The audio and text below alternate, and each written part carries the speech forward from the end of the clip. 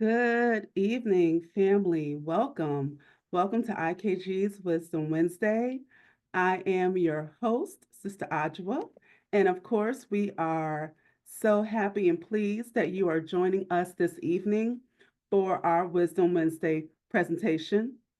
As always, as you are coming into the meeting, we do ask that you let us know where you are checking in from. We really enjoy seeing the family from all over the world during our presentations. So drop it in the chat where you are from so we can give you a quick shout out. While you are doing that, I would like to invite you all to make sure you check out IKG's website so that you can find out about our future Wisdom Wednesday presentations, as well as other programming that IKG offers, including the Egypt on the Potomac field trip. The sessions have begun. It is the field trip season, so definitely come on down to DC. Bring your family, bring friends, tell a friend, share on your social media networks about our Egypt on the Potomac field trips. When you come, you'll also get an opportunity to see and visit the John Henrik Clark Enhancement Project. It just opened up and premiered this past weekend. So we would love for you to come and see that. It's a beautiful, beautiful display. All right. So as we are checking in, I first got to acknowledge, the first one of the first check-ins I'm seeing is from Connecticut. I'm originally from Connecticut. So shout out to Kirkland, Connecticut. Shout out to Cater, Georgia. Arlington, VA, Atlanta in the house. Welcome. Laurel is in the house. Uptown, DC, not regular DC, but Uptown, DC. Welcome. We have Suitland, Maryland, Oakland, California, Portland, Oregon. Welcome. We have Baltimore, Maryland in the house. Inglewood, California in the house. Welcome, welcome. As I say so many cities, certain songs come to mind. So, California and Inglewood got a couple of songs come to mind as I think there, but I won't share that now. But welcome. Smyrna, Georgia, welcome. Aberdeen, welcome, welcome, welcome, everybody. Yes, family, drop it on in the chat. We have Marshall Creek, Pennsylvania. We have Los Angeles in the house. Welcome, everybody. Um, all right, so Cali, New York, Wisconsin. Who else is in here? All right. North Carolina. Okay, my folks are from North Carolina, so always got to shout out North Carolina. So, family, we have a wonderful program scheduled for you this evening.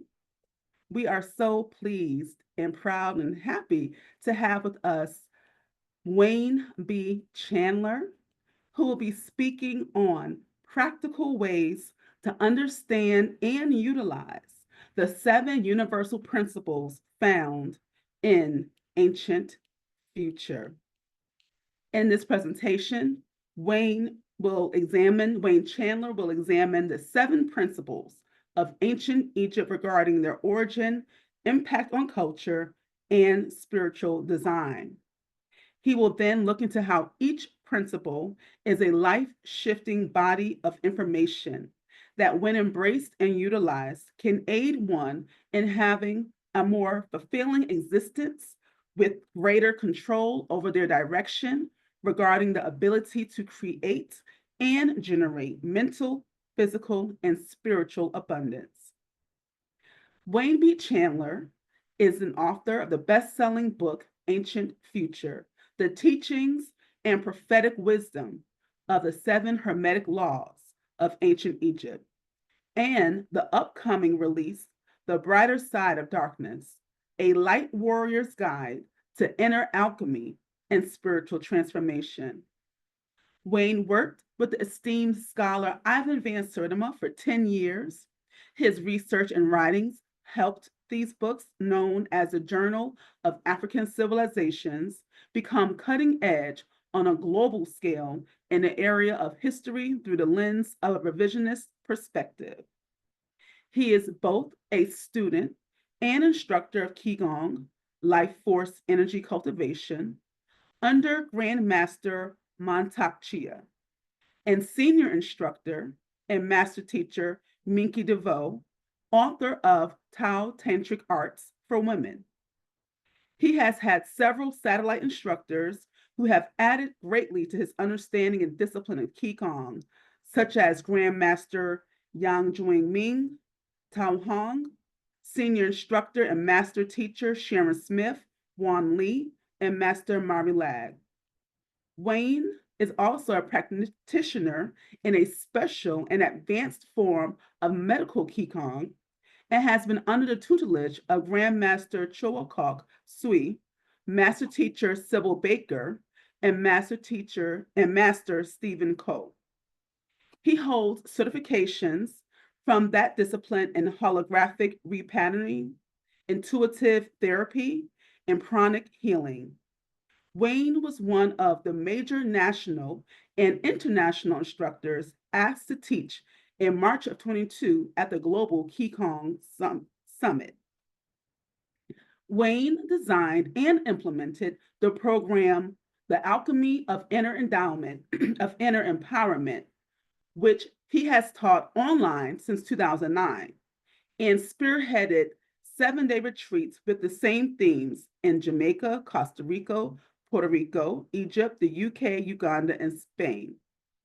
His extracurricular activities include over 30 years of training and teaching in both the martial arts and yoga.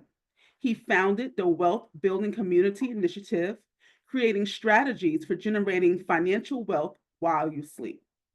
As a music performer, he worked with legendary jazz pianist Randy Weston for 20 years on various projects, the latest being a CD titled The Nubian Suite, released in 2018. We are pleased, excited to hear tonight's presentation by Wayne Chandler. I'm going to ask for Mr. Wayne Chandler to please come on to the screen for us.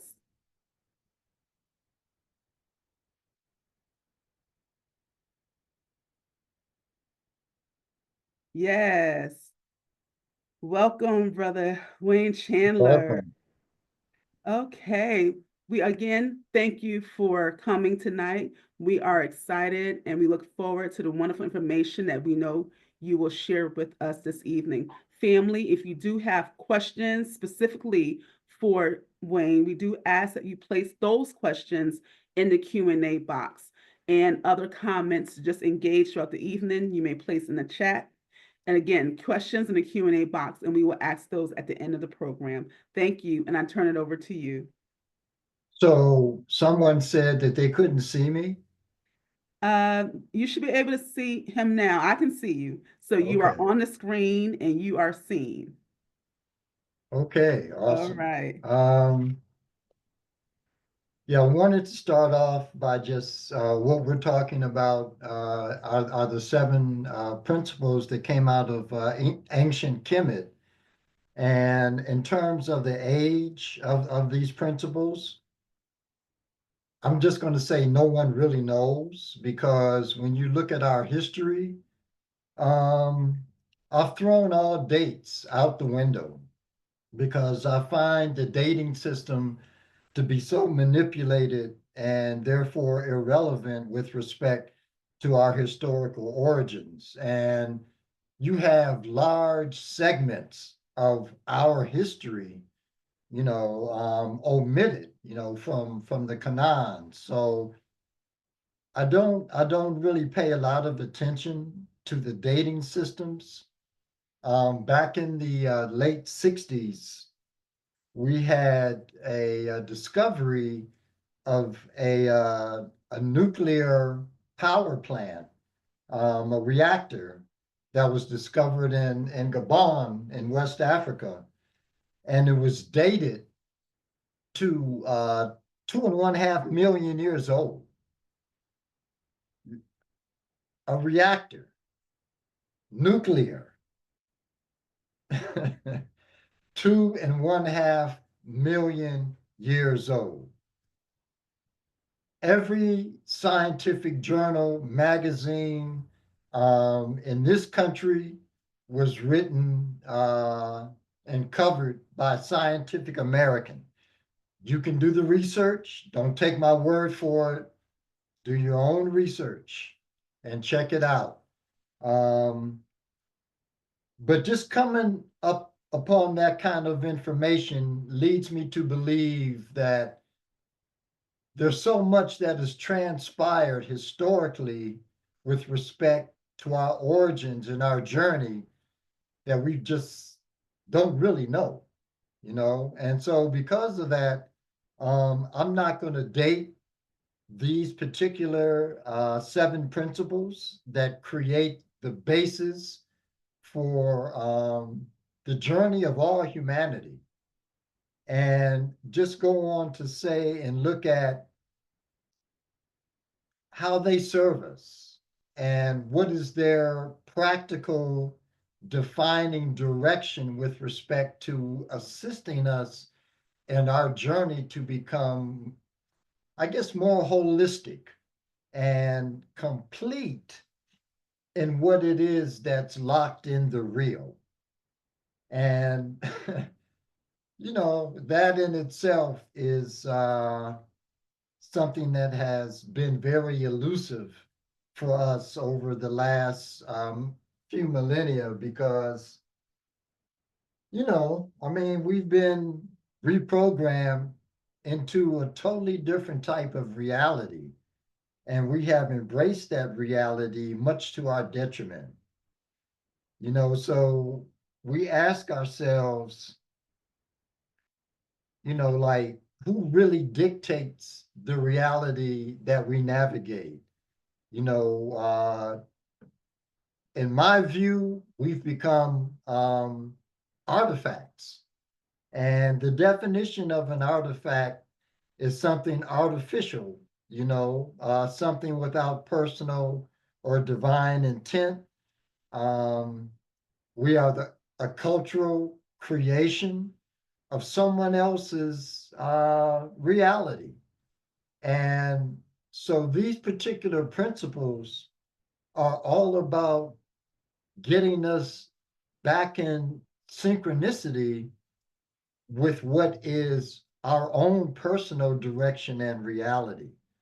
Um, Within our ancient cultural traditions, our keys for holism, self survival, self evolution, self empowerment, liberation.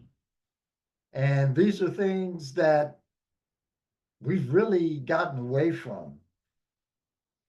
My feeling is that we cannot use weapons marketed to us against the very powers which oppress and create, manufacture, and provide us those weapons, regardless of what those weapons entail. The use of these weapons, whether they're social, political, economic, um, we just really don't find ourselves in a place where we can look into the fabric of our current culture and identify those things that can serve us, that are the weapons created by the culture that we are a part of, that we navigate. I believe that we have to look outside of the box and look at various things that serve us in a completely and totally different way, which are distinctly separated from the culture that we are so imbued and connected to. Um,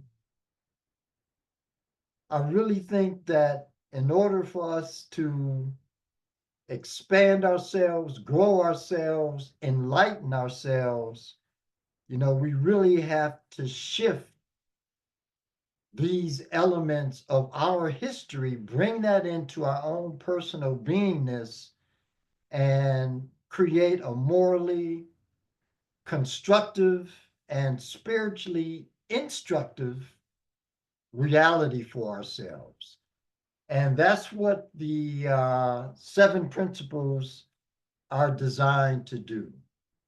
They bring us into a place where we begin to see and understand and eventually have an understanding of the universe around us and all that it encompasses. So, without further ado, um, I'd like to get into what is the first principle, because the first principle, being the law of mentalism, states that the all is mind and the universe is mental. And what that entails is that that which we call and refer to as the fundamental reality, the fundamental truth, the essence of all reality that is beyond naming. Um, and this is how the ancients, our ancestors, phrased this. They refer to it as the all. It is all things, and all things are within it. All things begin with this particular axiom and end with this specific axiom. It is the outpouring and the inflow of all we consider regarding existence. It has no beginning, it has no end. It is the true meaning of that which is infinite. And in Ancient Future, I detail just the specifics of what that is. In Ancient Kemet, the translations from the Hermetica state that the all must be all there really is. There can be nothing existing outside of the all, else the all would not be the all. The all must be infinite, for there is nothing else to define, confine, bound, limit, or restrict the all. It must be infinite in time or eternal. It must have always continuously existed, for there is nothing else to have ever created it, and something can never evolve from nothing. It must exist forever, for there is nothing to destroy it, and it can never, never not be, even for a moment. So the all is divine mind, and divine mind is synchronistic to spirit. They're one and the same.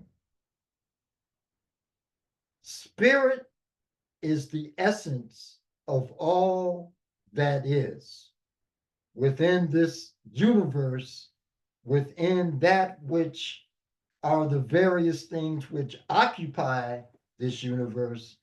It's all going to come down to spiritual force. So when we look at that which is the all, it states that the all is spirit or divine mind, and that the universe is mental. What does that mean? That the universe is mental? The universe being mental literally means that the universe is a mental projection in the mind of the all. That the all, and you have to think in terms, I guess, when you sit and how you daydream or visualize a specific reality that's personal to yourself, this is what we are living in this divine mind, in this spiritual construct that has been created, that has the universe enveloped all around us, that this is a projection that we are a part of, but it's in the mind of this unchangeable, indescribable, and unknowable entity. So when we take this and we put it in the sense of practicality and science, what we're saying is that we live in a hologram, that our reality, all of that which exists around us, is a hologram. And a lot of this can be substantiated within and by quantum physics because they've done their research. Now, you will hear um, the term simulation, like the latter, I guess maybe the last two generations have um, talked about like our reality as being a simulation. A simulation is very, very different than a holographic reality. One of the things that people may try to use to connect them is that they create an underlying reality which literally moves humanity forward in various ways. But simulations have more of a computerized, technocratic, and scientific connection to how reality moves forward, where a hologram is literally our reality. And the things that are generated from that um, are profound. So I'm going to share my screen real quick. And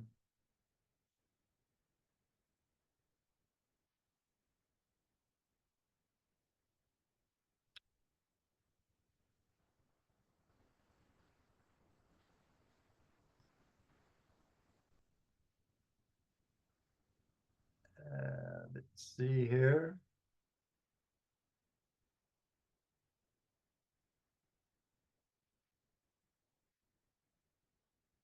And I need to, let me see here.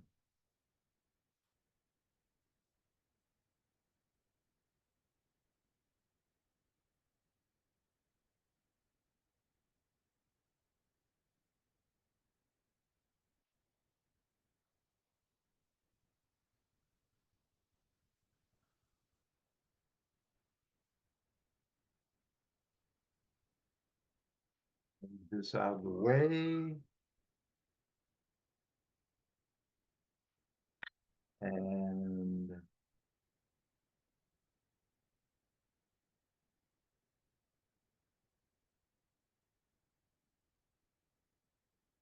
let me see if you all can hear this. If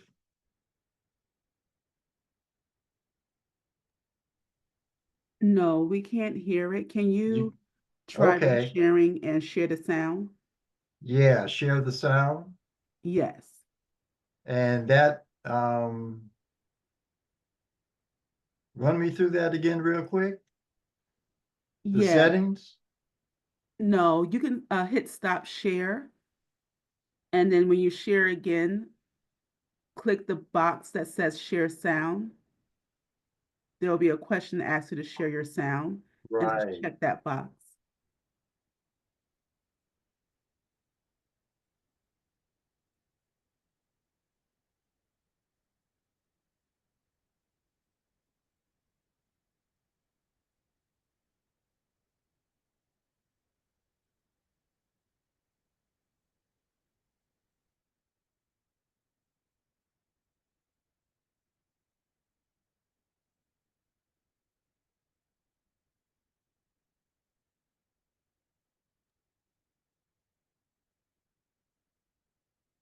You see the option to share your screen, I see the option to share the screen. and then on the side, there should be a box that says share sound.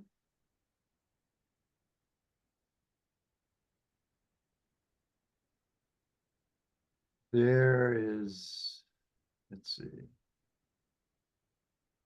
share was.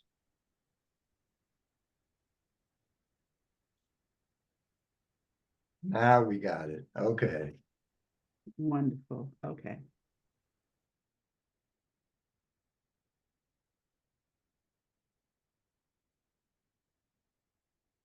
Now I can keep this as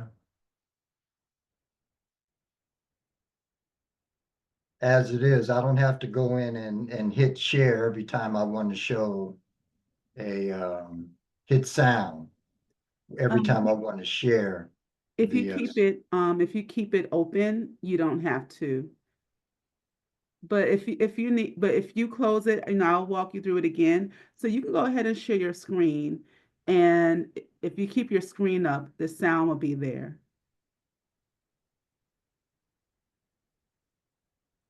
okay, so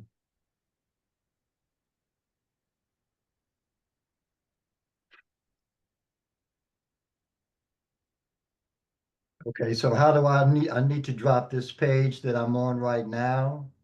Just share your, you can just share your screen, and it'll show the video that you have. Yep. Okay, And go ahead and press play.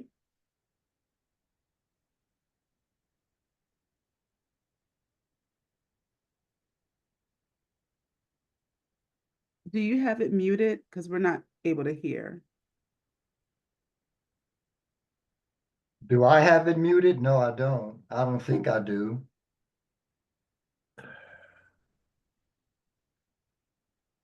Mm.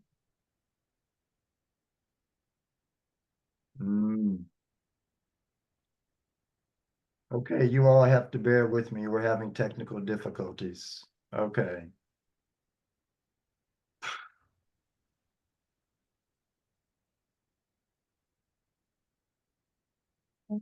Okay, so you still cannot hear me.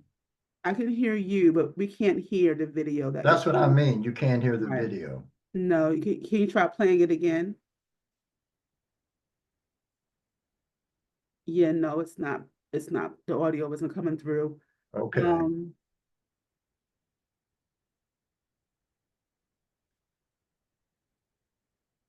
okay, so let me go. is the volume on your computer turned up? Yeah, it's It is. the Okay. volume is turned up. Let me go How about to, this? Can you put the link in the chat and I can share the video? yeah, I'm gonna try, let me try to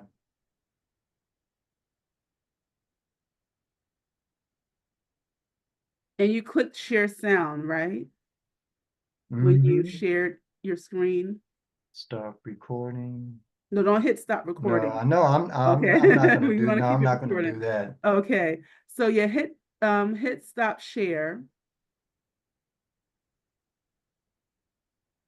Okay, I've got it now. Okay. Okay, so everybody should be able to hear it now. Let me, that we are living in Yes, a we hear it simulation. now. you got it? Great. Yes. Okay. Wonderful, wonderful. Whoop, whoop, whoop. Okay. And that the entire universe, our entire lives, everything might be some kind of computer controlled experiment that we are living within. That to me seems far more likely than man in the sky stories and the like. And now, this isn't exactly the same thing, but a very interesting article in Nature, an international weekly journal of science. This is a story about a team of physicists who now are providing some of the clearest evidence yet that the universe could be a big projection, not a simulation, but a projection. In 1997, theoretical physicist Juan Maldacena proposed that an audacious model of the universe in which gravity arises from infinitesimally thin vibrating strings could be reinterpreted in terms of well-established physics. The mathematically intricate world of strings, which exist in 9 dimensions of space plus 1 of time, would be a hologram of sorts. The real action would be played out in a simpler, flatter cosmos where there is no gravity. And now there are. So that's the nature of what we're looking at regarding hologram. And to go a little bit deeper into that, into the story, because you know what he's talking about is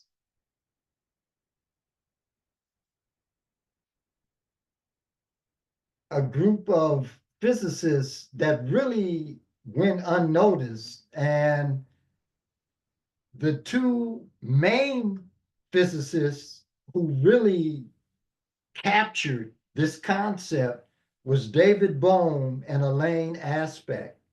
Now, Elaine Aspect had been doing research in his university on subatomic particles.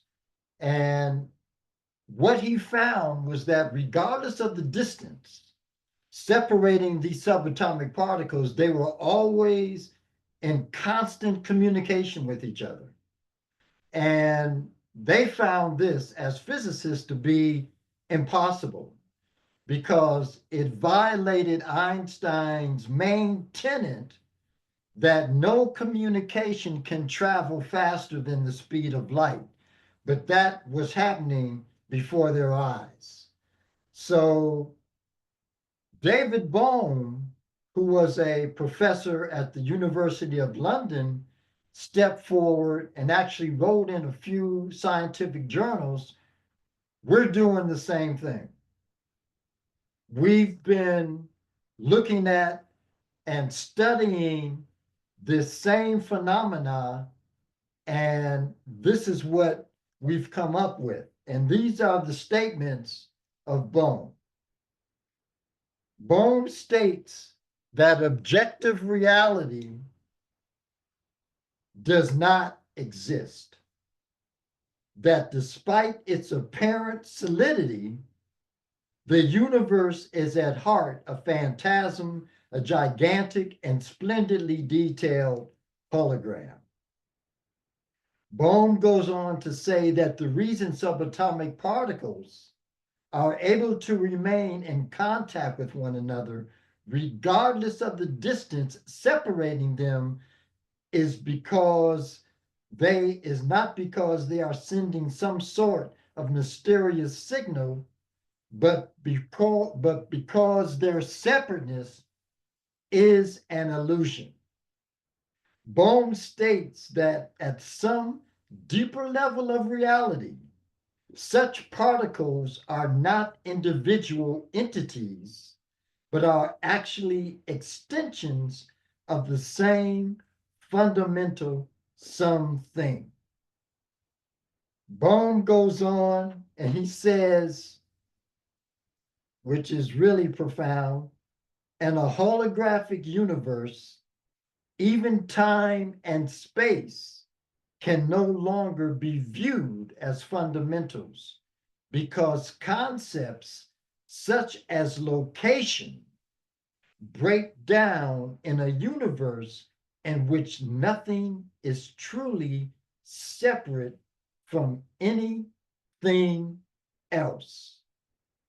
At its deeper level, reality is a sort of super hologram in which the past, present, and future all exist simultaneously. So, what I find to be fascinating to bring this into real time is dealing with a lot of the movies that have been put before us of late. One of those, the first one being The Matrix. When Morpheus takes Neo for the first time to see the oracle, and when Neo walks in to her apartment, there's this little boy sitting on the floor playing with silverware. And he's bending spoons, forks, knives, etc., right? Neo looks at him, and the little boy hands him a spoon. And the little boy says, "Do not try and bend the spoon. Only try to recognize the truth." And Neo goes, "What truth?" And the little boy says that there is no spoon. And then you will see that it is not the spoon that bends, it is only yourself. And this is the nature of the holographic reality of which we are a part.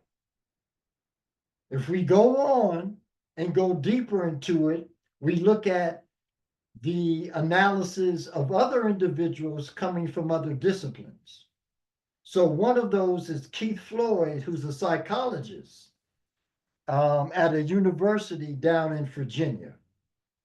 And his concept is pretty profound. He says if the concreteness of reality is but a holographic illusion, it would no longer be true to say the brain produces consciousness. Rather, it is consciousness that creates the appearance of the brain as well as the body and everything else around us we interpret as physical. If the apparent physical structure of the body is but a holographic projection of consciousness, it becomes clear that each of us is much more responsible for our health than current medical wisdom allows. What we now view as miraculous remissions of disease may actually be due to changes in consciousness, which in turn affect changes in the hologram of the body. Similarly, controversial new healing techniques such as visualization may work so well, and this is very important. Embrace this, listen to this.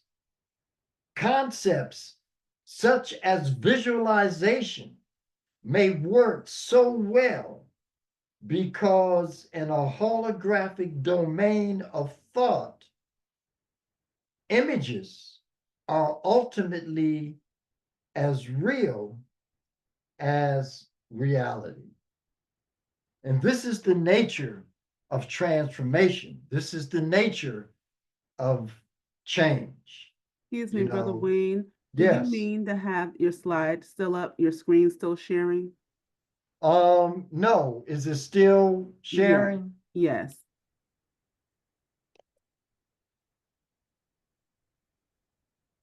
You can just hit stop share. Yeah. There we go. So going back to bone, thank you for that too.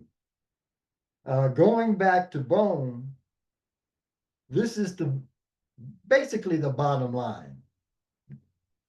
In a holographic universe, there are no limits to the extent to which you can alter the fabric of reality. What we perceive as reality is only a canvas waiting for us to draw upon it any picture we want. For magic is our birthright. And that's one of the things that when we look at the nature of the universe of which we navigate and which we are a part, the way we are designed is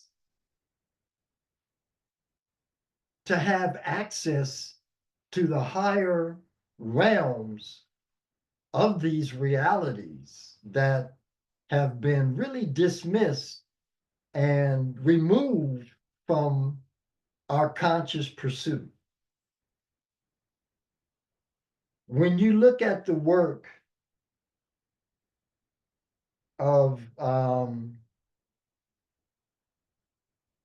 different geneticists,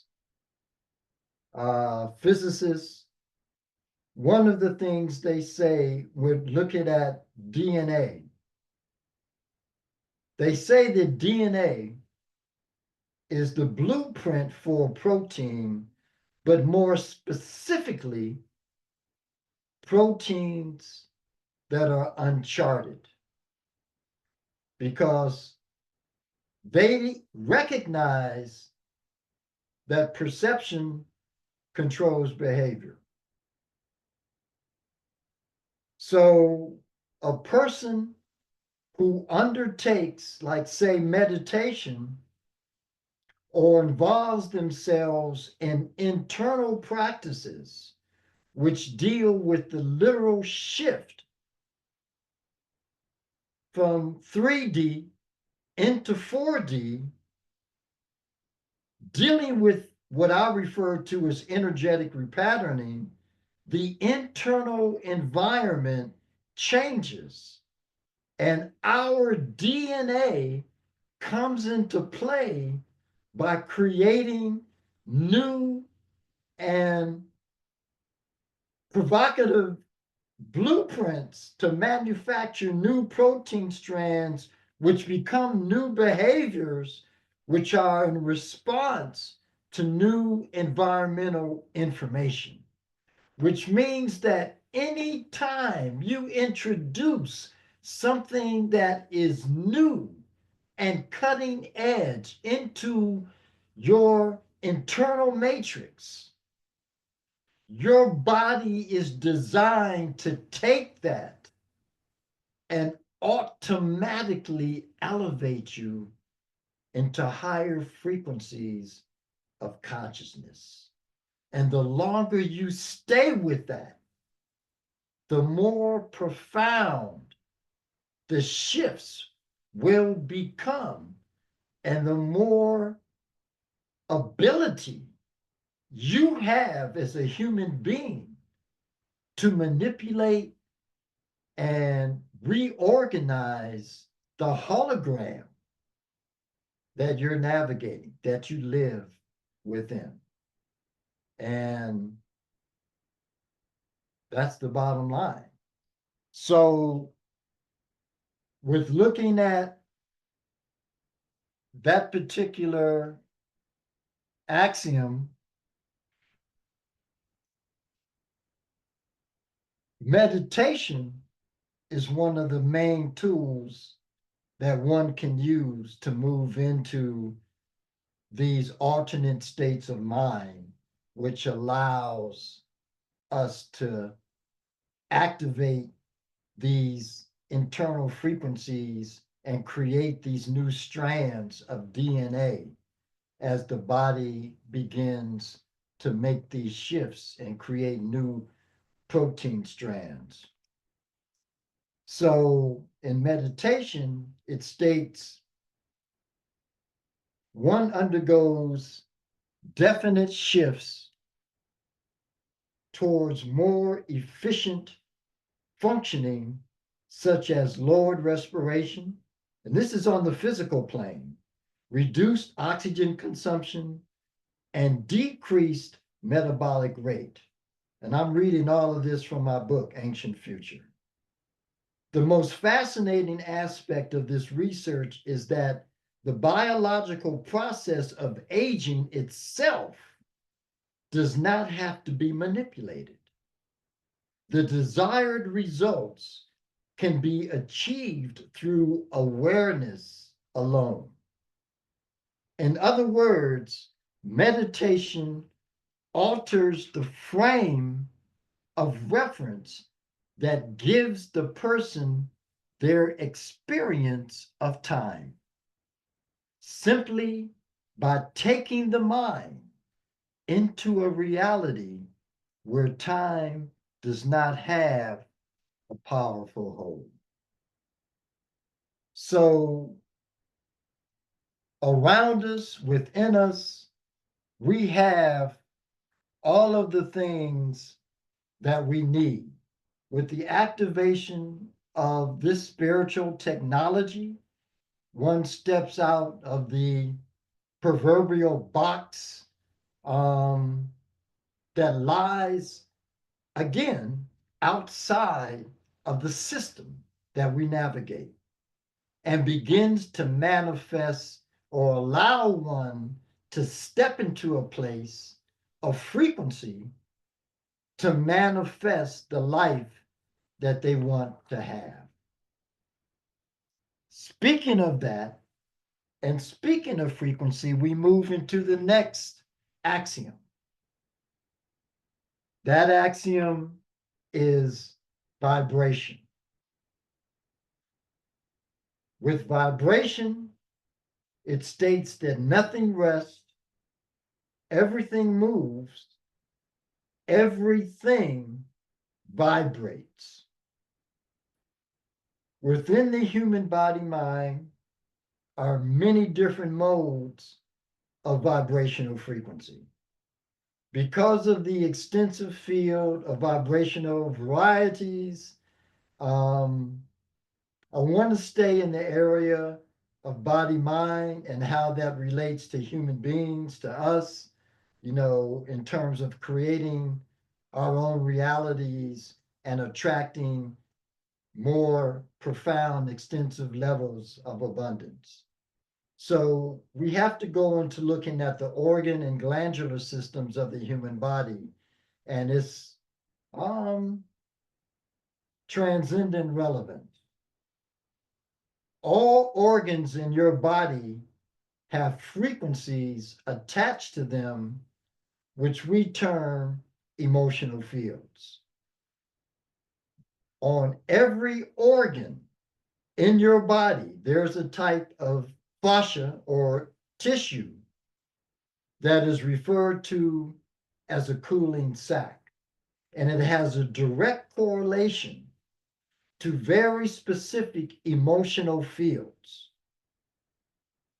These emotional fields correspond to each and every organ in your body. So I break it down into what I refer to as high base emotional fields, which expand and enliven, and low base emotional fields, which are designed to basically destroy. And when we look at these emotional fields, based on scientific analysis and research right now, we know that 90%, 90% of the challenges that we step into mentally and physically, 90% come from emotional issues and challenges. So, what you want to ask yourself, if indeed this is the case, that our organs correspond to different emotional fields, what are the dominant emotional fields that you come in contact with on the daily? So your liver corresponds to the emotion of anger. Your kidneys correspond to the emotional field of fear. Your spleen corresponds to the low base emotional field of worry, stress, anxiety.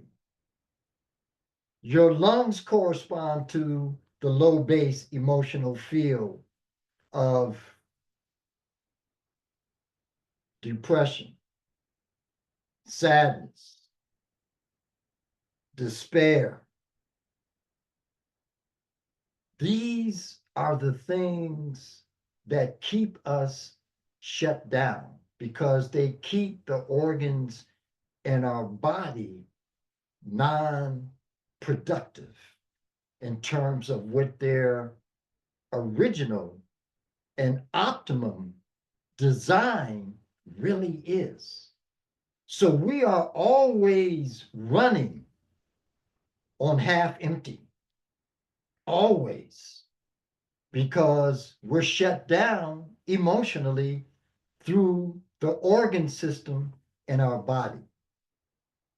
So when we look at, because a lot of people talk about pineal responsiveness, and this is the thing with the pineal gland. People look at salt, look at fluoridation, chlorine, et cetera, et cetera, et cetera. And I'm going to tell you, none of those things can hold a torch to the real reason why pineal activation will never take place in your body mind. Because that gland is shut down by low base emotional frequencies that you come in contact with on the daily. Around the pineal gland is a body of tissue called the limbic center or the limbic brain. Its responsibility in the body, in the brain, is to absorb and decode emotional frequencies. Now you have to stop and think, what are the emotional frequencies that you come in contact with more so than not? Do you come in contact with peace, tranquility, gratitude? Is your reality based around the expansive frequencies that these divine constructs operate through? No. Our reality is that we come in contact with anger, fear, despair, worry, grief. This is the abode that we live in. And these are the kind of frequencies that keep us shut down. Because as the limbic center absorbs and decodes those frequencies, guess where those frequencies go? They go directly into the pineal gland. And they stifle its ability to produce higher forms of hormonal outpourings and biochemical compounds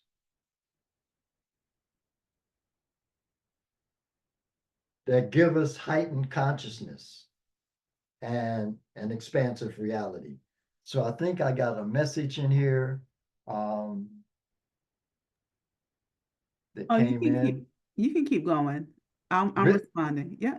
Oh, okay. Okay.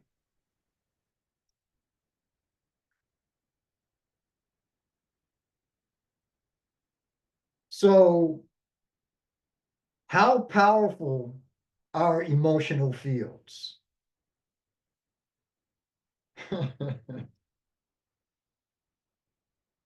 That's the thing. And the power of the emotional field is staggering. David R. Hawkins, a scientist who did amazing research on emotional fields, his first book was called Power versus Force. And what he did, he calibrated all types of emotional fields based on vibrational frequency. So, for example, fear held a calibrated frequency of 200. Love, in its unconditional phase, holds a vibrational calibration of 500. So, love in its unconditional phase, for an individual to achieve that level of emotional integration with that emotional field, they can counterbalance, shift, create upgrades for other individuals, totaling a number of 750,000 people. And they don't even have to leave their room. That's how powerful emotional fields are. 1/10 of 1% of the entire human population focused on one event, 1/10 of 1% can shift the nature, the outcome of that event. That's how powerful emotional fields are.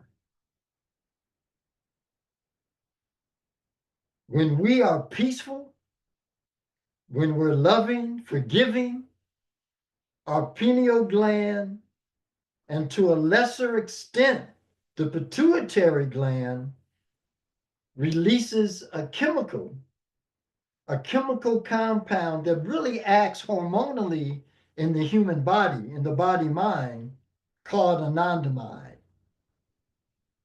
This compound cleans our cells and our DNA, and it removes all types of toxic emotional signatures. It elevates the frequency of our DNA with photonic resonance. They refer to this as the bliss hormone. Hear what I'm saying? The bliss hormone. Is it real? It's real. Check this out. This is ananditol. This is a supplement that one can take, a natural supplement. It's not, psychedelic. It's just a natural supplement that an individual can take that goes into the body and begins to activate the release of anandamide out of the pituitary and the pineal gland. So connecting to these higher frequencies is where we really want to go, because those are our emotional points of not only evolution, but just an entirely new framework of higher consciousness. So ending with that and moving now into the law of correspondence, which basically says, as above, so below, as below, so above. And this axiom reflects the mirroring relationship between the macro and the microcosmic realities. Those known, those unknown. The ancient, our ancestors, based this law on the truth that everything within the universe emanates from the same divine source, and that this source instills or incorporates its formula in each and every aspect of creation, regardless. It goes in to everything.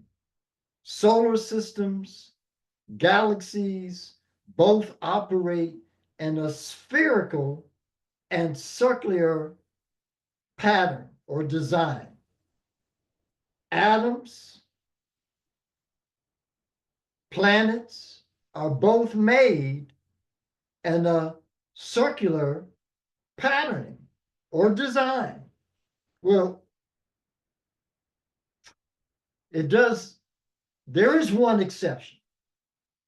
There is one exception. They say there's always one exception. Well, there's one exception, and that exception is planet Earth. Within all the trillions of stars and planets that, you know, are evident within the various universes and solar systems, the Earth, did you know, is flat? That the Earth that we live we live on a flat Earth. And I know, I mean, hey, everybody's got their thing, you know, but when you look at the construct that obviously permeates all creation from the atomic level into, you know, the solar, I mean, you have to get real and acknowledge that there is a unified concept that underlies the mode of how creation is played out. And the idea of a flat earth, and it doesn't even stop there. It's a flat earth with a dome over top of it.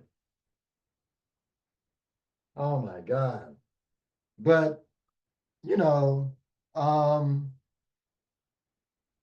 that's where a lot of us are, and that's what a lot of people believe. And it runs across the board, you know. So with respect to the ideas as above, so below, many cultures where we are right now, many cultures in Africa, in Asia, India, South America, profess with respect to evolutionary status, that human beings are only fourth, that we are only fourth in an evolutionary line that's preceded by whales, dolphins, and elephants. I mean, man, but it makes sense because when you look at each and every one of those animals individually, man, you know, they're somewhere else. And when you look at the nature of the human mind, the brain, I mean, we only use between 6 to 7% of our brain capacity, and 97% of that comes from the left hemisphere, except for the feminine mind, because the feminine mind goes back and forth and actually embraces and alternates both hemispheric realities at different points in time. But the part of the brain that deals with nothing but a physical reality generated by the five senses is three-dimensionally based or oriented,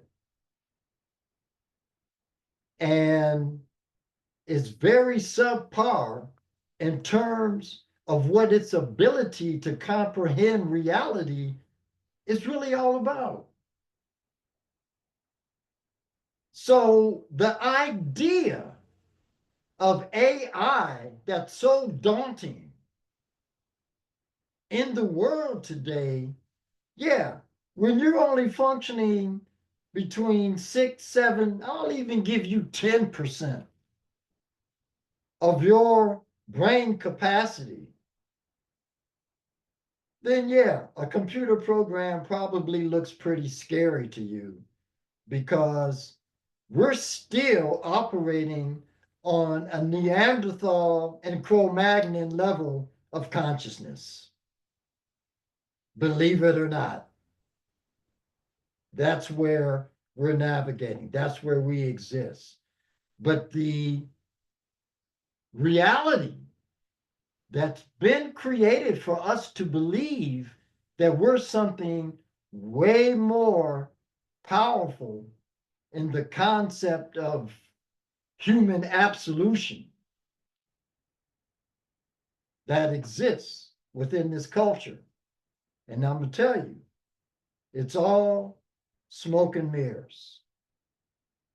It's not real. It pales in its existence to what true, definitive, like, expansion of consciousness really entails. I mean, we're at a place, a point, and time. This is endgame. That's where we are. This is endgame. So the need to go in and begin self-cultivation to redefine who and what we are, to look at the dynamics of how we're put together and to expound on that, increase those areas, in terms of consciousness, awareness, in terms of frequency, is imperative right now, because there's a lot that's going on that so many of us just have no idea about. So with that, I'm going to move on to the next piece, which is the principle of polarity. Polarity, I'm going to read this from Ancient Future.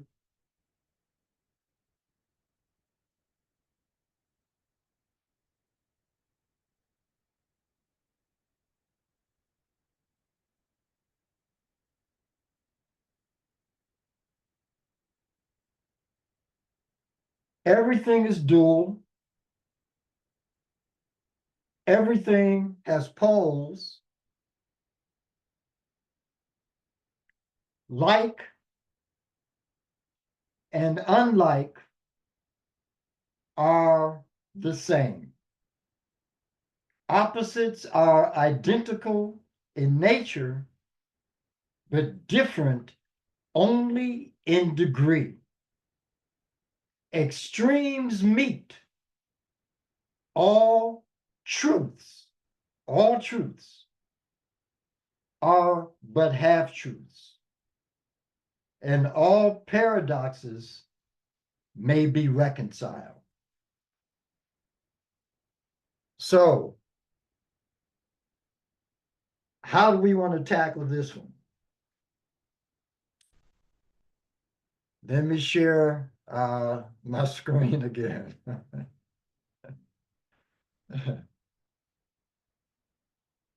Uh,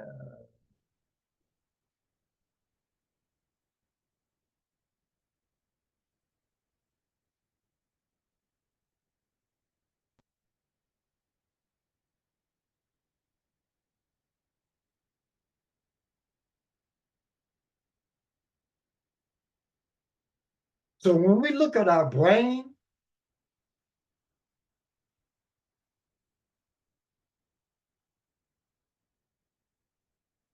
try to get this full. Okay.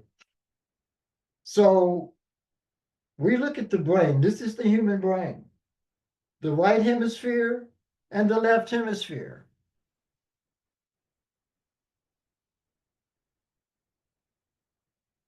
When you look at these two,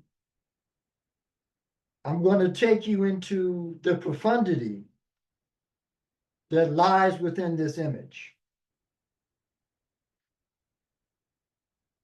I'm going to take you again back into a movie. This movie was called The Matrix. This time, where we are is that we're at the point where Trinity has taken Neo for the first time to see Morpheus. Now, I don't want to butcher this too badly, but Neo walks in and Morpheus looks at Neo and he says,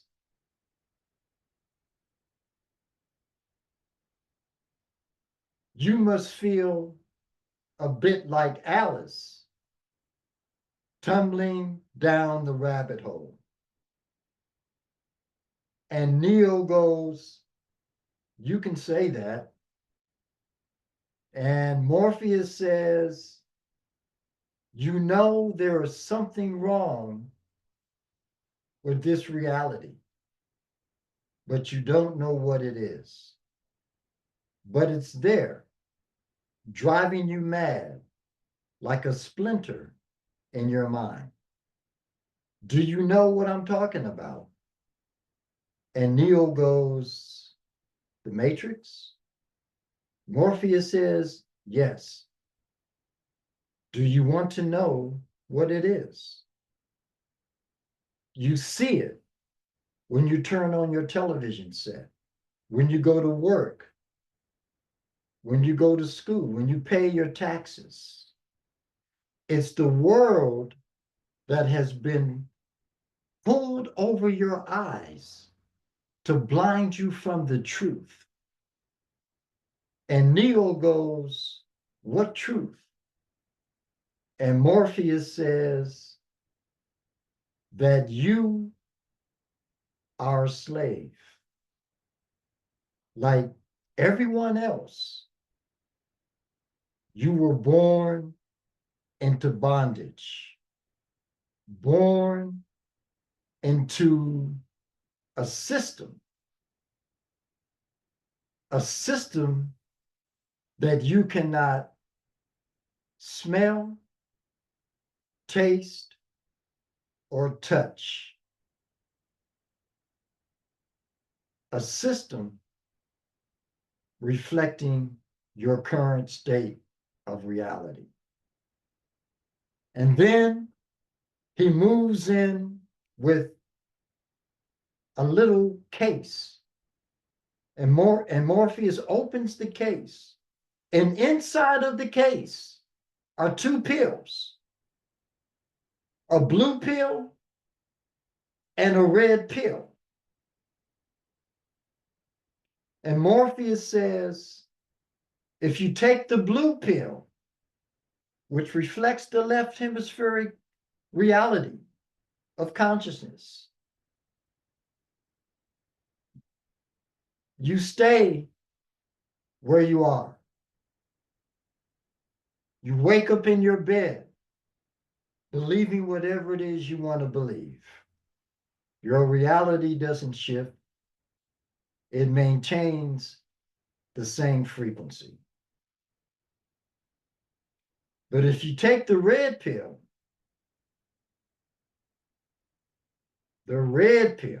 which is the right hemisphere, then I'll show you just how deep the rabbit hole really goes. So when we look at the left hemisphere with respect to balance and polarity, the left hemisphere is time bound.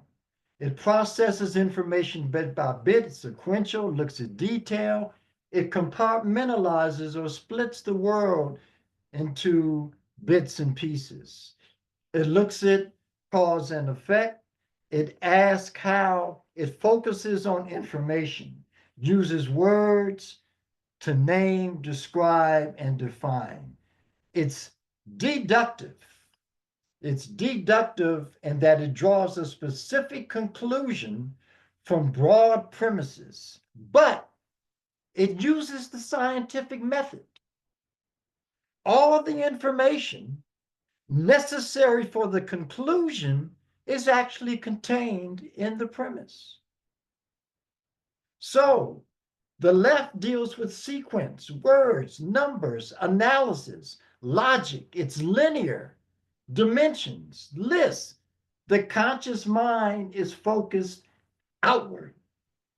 It's the realm, the abode of the five senses and three-dimensional reality.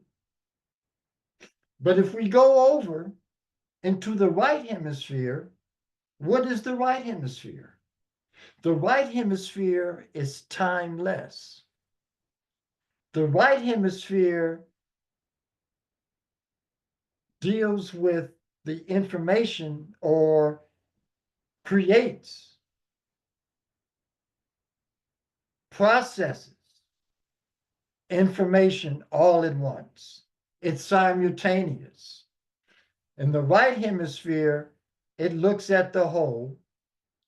It connects the world into a connected whole. It looks for relationships. It asks why. It focuses on emotional fields. It uses pictures to name, describe. Let me move this out of the way. Uses pictures to name, describe, and colors. Now, this is the thing about the right hemisphere. It's inductive. It draws a general conclusion from broad premises, but it goes beyond the information that's given. What does that mean? That means that within the right hemisphere, you find the technology for clairvoyance, for psychic acumen, for your intuitive technologies, abilities. All of those things are contained in the right or the feminine brain. Now,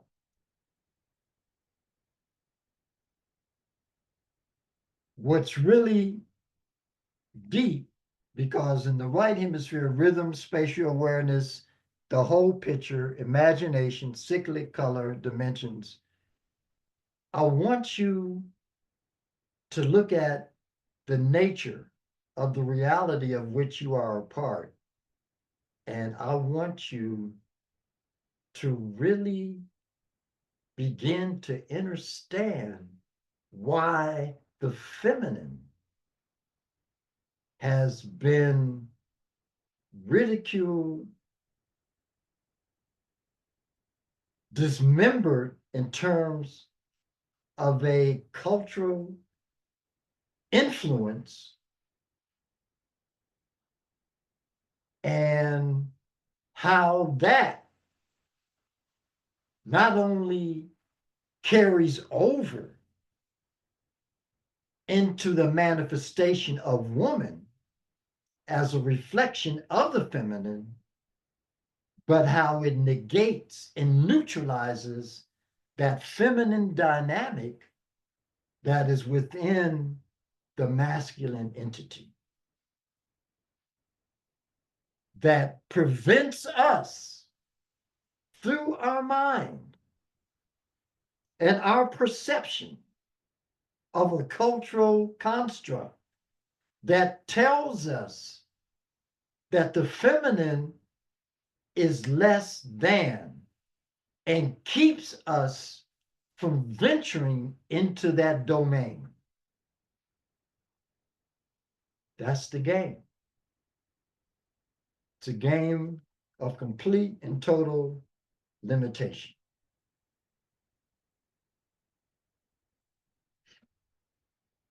So we look at other dynamics that originate in that whole idea. Because I'm going to hit you with something. This is for the brothers. If you have not embraced and acknowledged that divine feminine dynamic that exists within yourself, that's reflective of all of the things that are about your higher self, if you have cast shadow and shade on that dynamic within your own beingness, how can you truly love and be enraptured and enveloped in your significant other? How is that even possible? You have to come into the knowing of that aspect within yourself first. And then have the greater appreciation to take it outwards.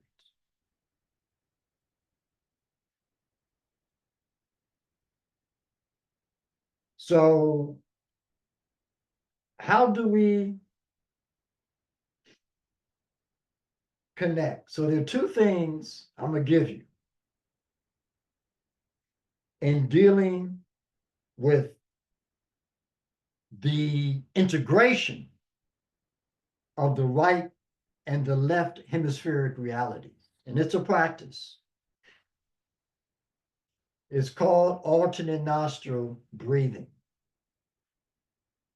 And what it does, it aligns, infuses, and connects the right and the left, integrating both of them into what is called the impartial mind.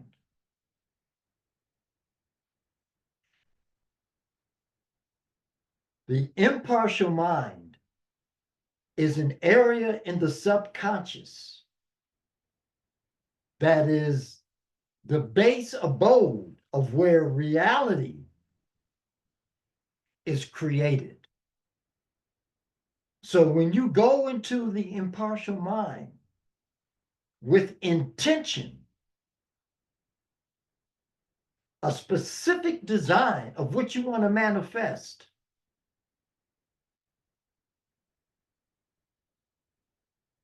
you take that out of the ethers and you manifest it in three-dimensional form and reality. So if you close off the right, inhale into the left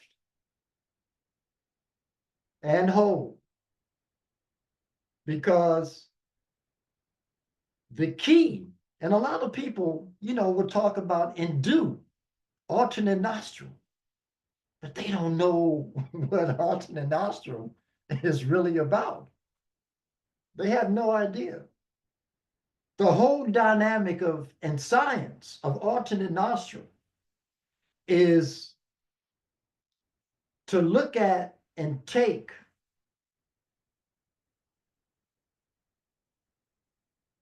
this central channel that runs down the center of the human body. It runs from the lower region all the way up into the brain, where it connects into the impartial mind. When you close off one nostril, the longer you keep that, it's called the Akash, A-K-A-S-H, the Akash. The longer you immobilize the breath, the wider the central channel becomes, and the deeper it makes its connection into the impartial mind.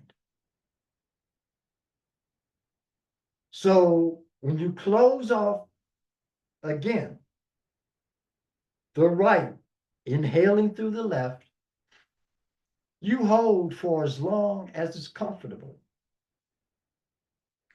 You close off the left and exhale out of the right, holding for as long as is comfortable. Then you inhale back into the right.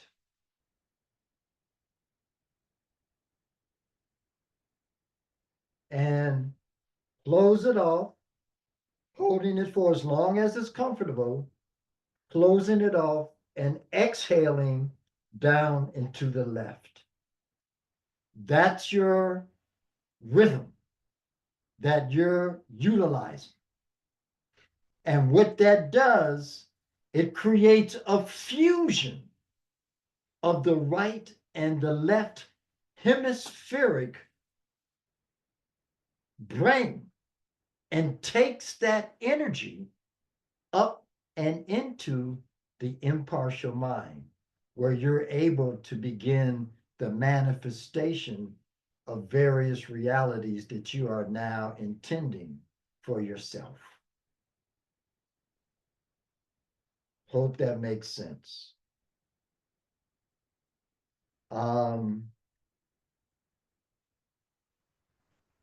The next and last technique I'm going to give you for this fusion is called kidney packing and breathing. If you have kidney issues, you cannot do this. If you have kidney weakness or you've had surgical procedures with the kidneys, you cannot do this. So we're talking about individuals who have stable kidney function. So with kidney packing literally activates two pea-sized glands in the brain called the amygdala. The amygdala, in turn, through their meridians, move directly into the pituitary. The more you work and do the packing of the kidney, the more the amygdala is activated and the meridians filled with this life force, chi energy, as it moves into the pituitary, where the pituitary now will release anandamide and pituitrin, And with that, you will begin to feel this pulsation in what is now designated as the third eye. But this pulsation is telling you that your ajna chakra has now come online. And your ability for extrasensory perception is there awaiting for your refinement and cultivation. Next, we move into the principle of gender. Gender, now let me remove this. Okay, so let me just back up for a split second.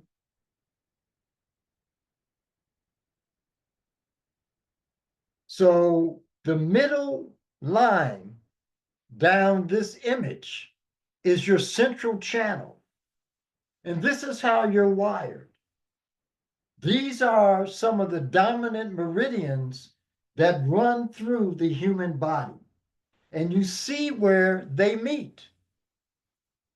So when you do specific types of breathing techniques, practices, exercises that activates the flow of energy in and through these meridians,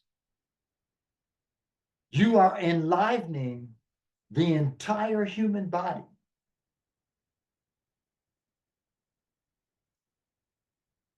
I wish I had other images I could show you, but they're all stuck in PowerPoints. But I think from this, you can get an idea of what it is I'm saying. Again, you want to look at the center line that goes all the way down here, branches off.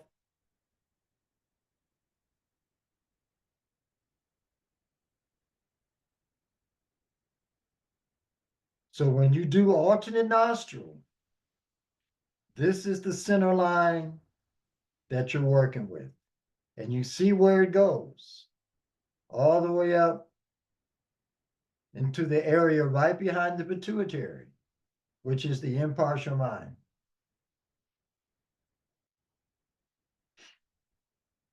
So from here, we're going to bounce into gender. No. Yeah, okay. So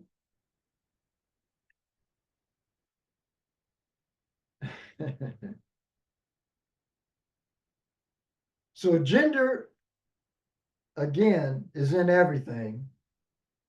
Everything has its masculine and feminine aspects. In every man, there are aspects of the feminine.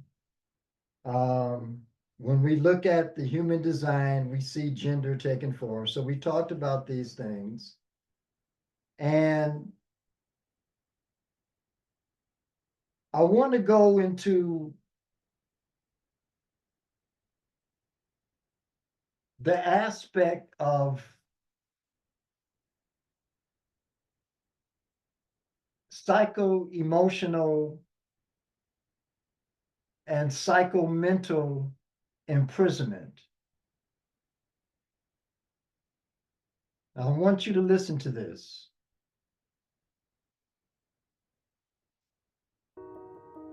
If you expect to achieve your goals, if you expect to reach your potential, if you expect to have your dreams come true, what I'm about to explain to you is mission critical. You must become a master at visualization. For those of you that are like, what the heck is she talking about? I did not sign up for some sort of meditation, woo-woo spiritual thing here. Don't worry. This is Mel Robbins. There's always science and research involved in everything that I talk about. So visualization is a extraordinarily powerful skill. You may have heard of the law of attraction. You may have heard of the word visualization. You may have heard of the word manifesting. I call it seeing signs. Your brain has a system in it. Here's the technical term. It's called the reticular activating system. It is a network of neurons all up in here. And what is the job of the reticular activating system? It is a filter system.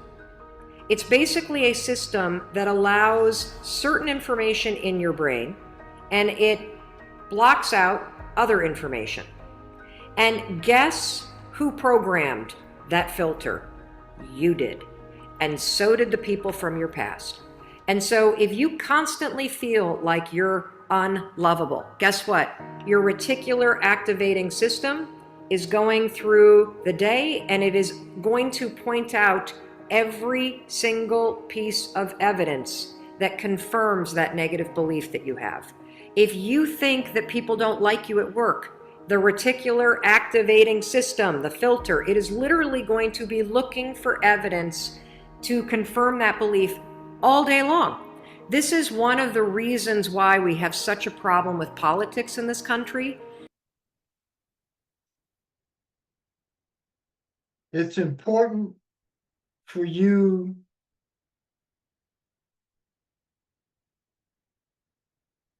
to, let's see.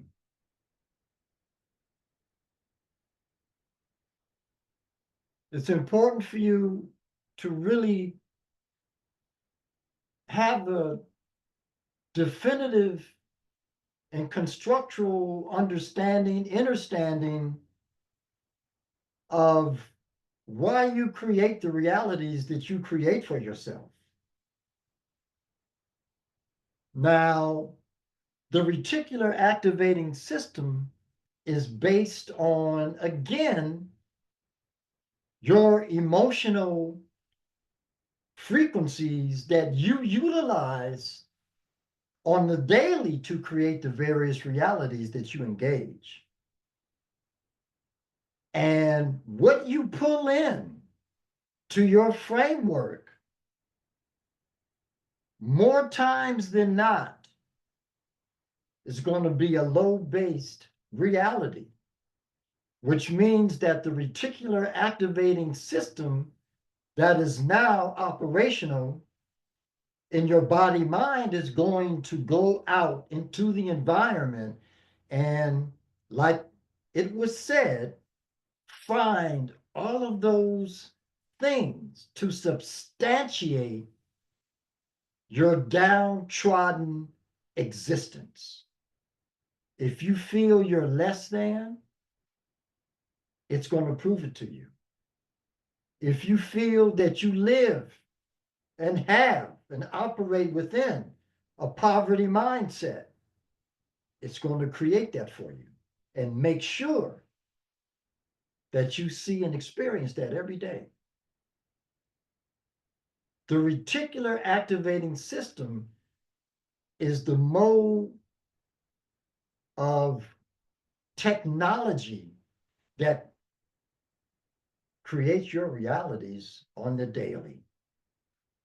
And if you don't start to begin to repattern, reorganize, and realign yourself with a higher framework of reality, your reticular activating system is going to create hell for you on earth. Because if you live in limitation, then that's what it's going to give you. If you live in abundance, then that's what it's going to give you. So, moving into gender very quickly, I want to hit just a few things with respect to gender. Because with gender, you look at the word itself, is derived from the Latin, and it means to beget, to generate.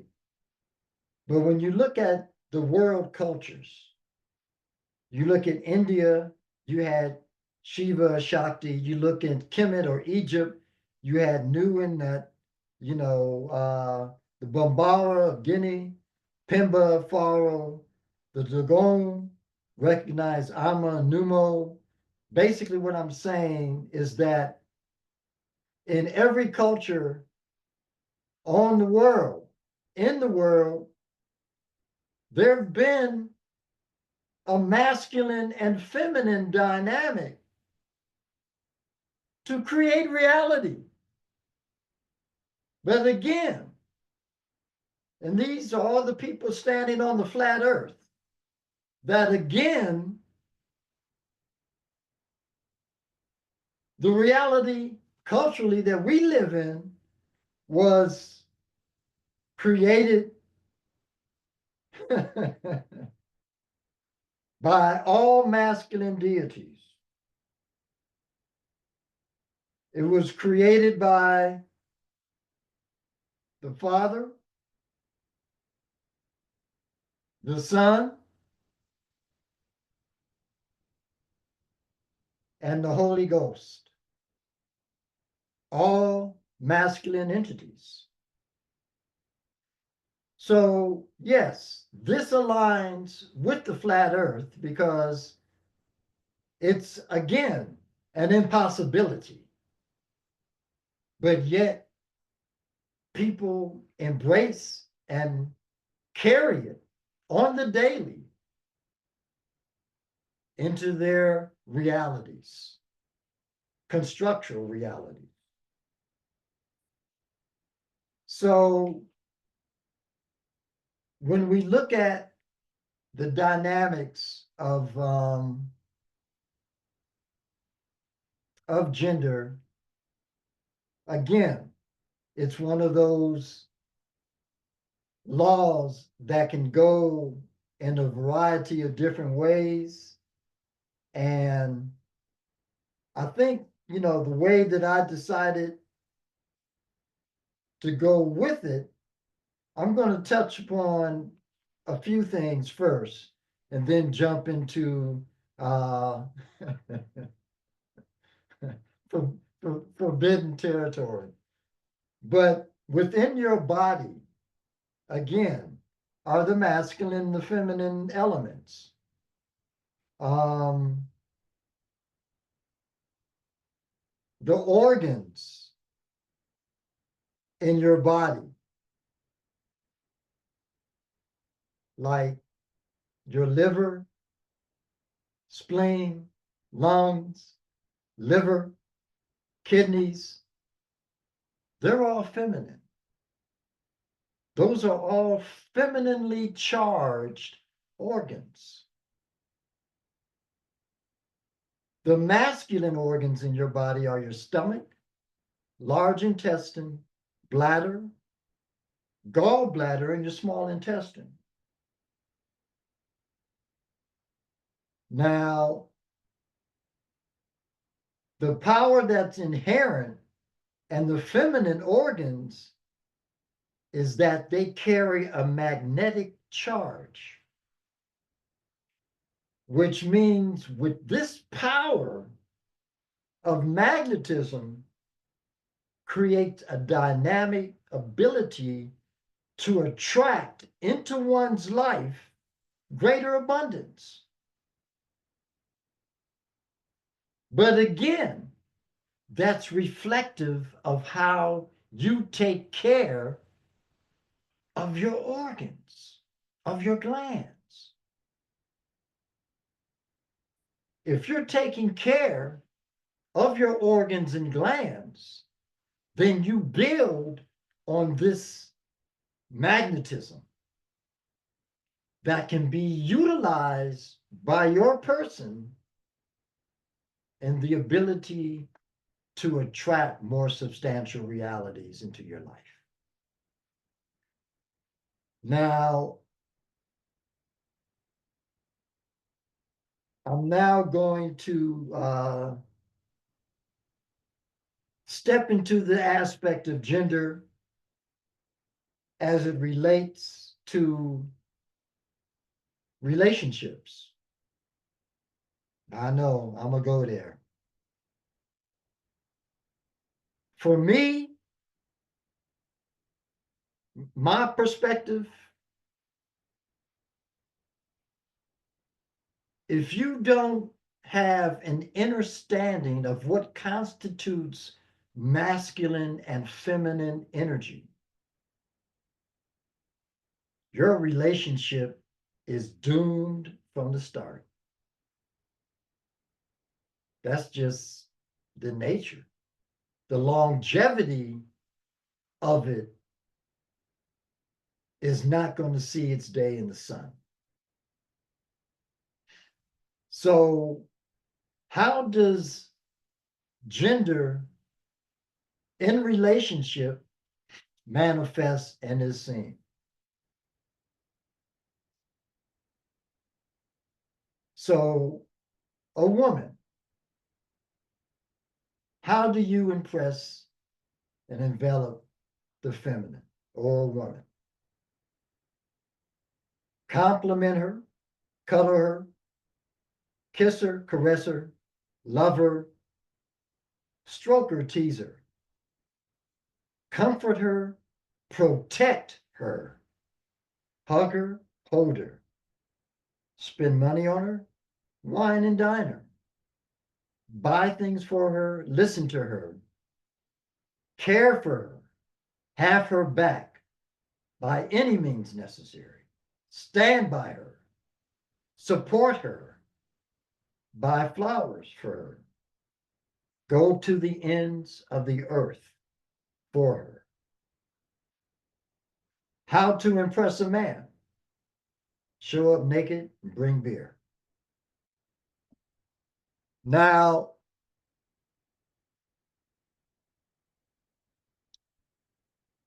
as men, we really play down the dynamic of what constitutes feminine power. We really do. You know, we like to walk around with, we don't even have names anymore. We have titles. And when I see these titles, I'm like, okay, what kind of work are you putting into yourself that is noteworthy of the title that you are carrying to replace your name? I always want to know that. Because when you look at the feminine energy is represented and reflected in two interlocking circles. These up here. In the Western Hemisphere, we refer to them as the Vesica Pisces. This is what the ancients, our ancestors, had to say regarding this. This symbol is the symbol for the creative feminine force that brought the material universe into being. It represents the fundamental energy which lies at the basis of all creation. And without it, nothing could be. To remove its energy from all form and matter, let me say that again. To remove its energy from all form and matter would bring about the immediate disintegration of the universe. Put that in your pipe and smoke it.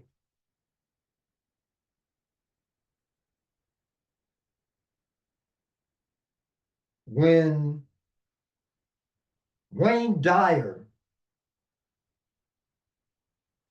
wrote his book that I think was called I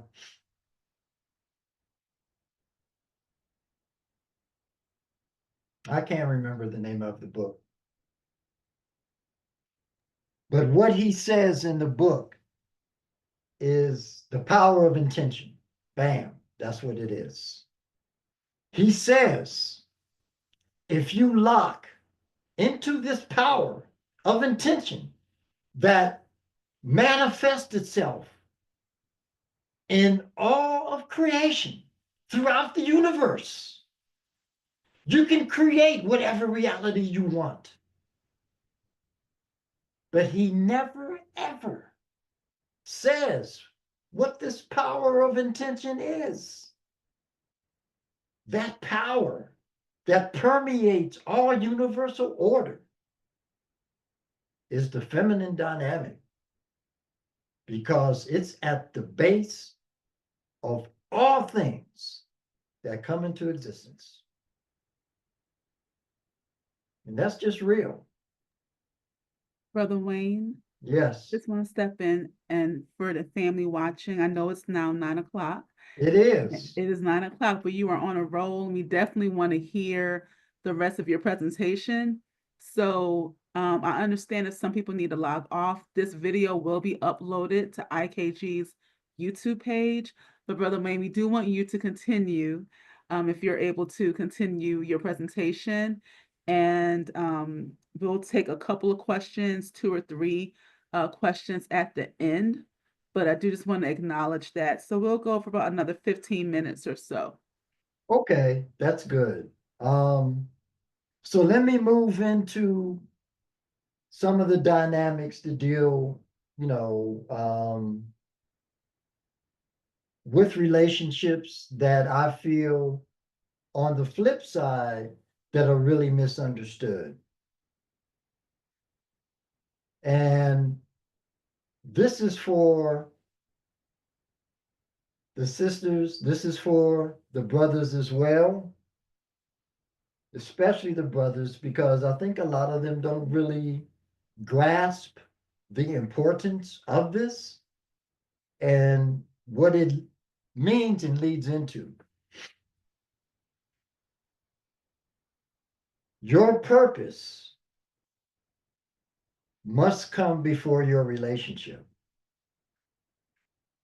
Every man knows that his highest purpose in life should not, cannot be reduced to any particular relationship.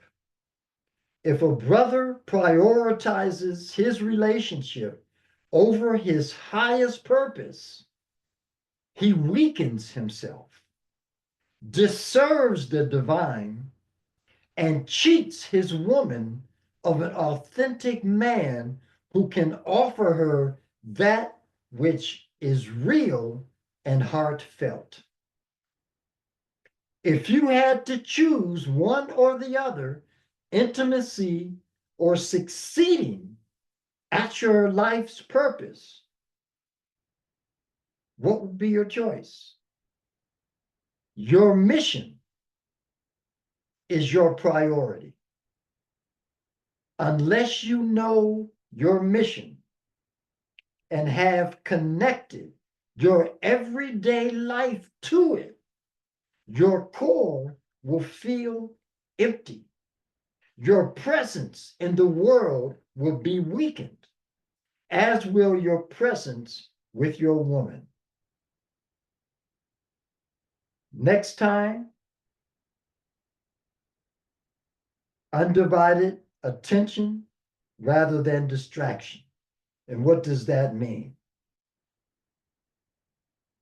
It means that even though you are on your mission and in purpose, for purpose, on purpose, you have to create and find the time to give your significant other all of the things that she's going to require in her own development. As for the masculine, the male, the man, if you don't know your purpose, you've got to discover it now. Without a conscious life purpose, a man is totally lost, drifting and adapting to events rather than creating events. Without knowing your life purpose, a man becomes weakened, even sexually impotent, or prone to be disinterested in sex. Core of your life is your purpose. Everything in your life must be aligned with your purpose, from diet to your career. If you know your purpose, your deepest desire, then for you, which is the secret of success, is to discipline your life to minimize distractions and detours. The second thing I want to say is this is specifically for the brothers. Stop hoping for your woman to get easier. A woman often tests her man's capacity to remain unperturbed in his truth and his purpose. She tests you to feel your freedom and depth of love, to know that you remain trustable. Her test may come in the form of complaining, challenging you, changing her mind for your reaction, distracting you, or even undermining what you feel is your purpose in a subtle or not so subtle way. A man should never think his woman's testing is going to end and your life will get easier. Rather, you should appreciate that she does these things because they keep you in your center so that you both can stay in touch with your strength, integrity, purpose, and openness.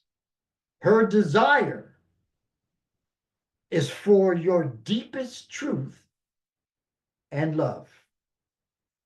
As you grow and evolve, so will her testing.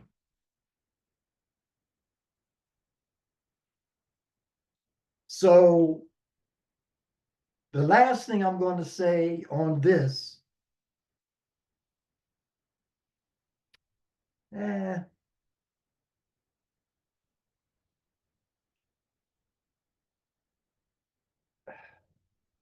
okay, I'm just going to go for it. I'm going to put it out there.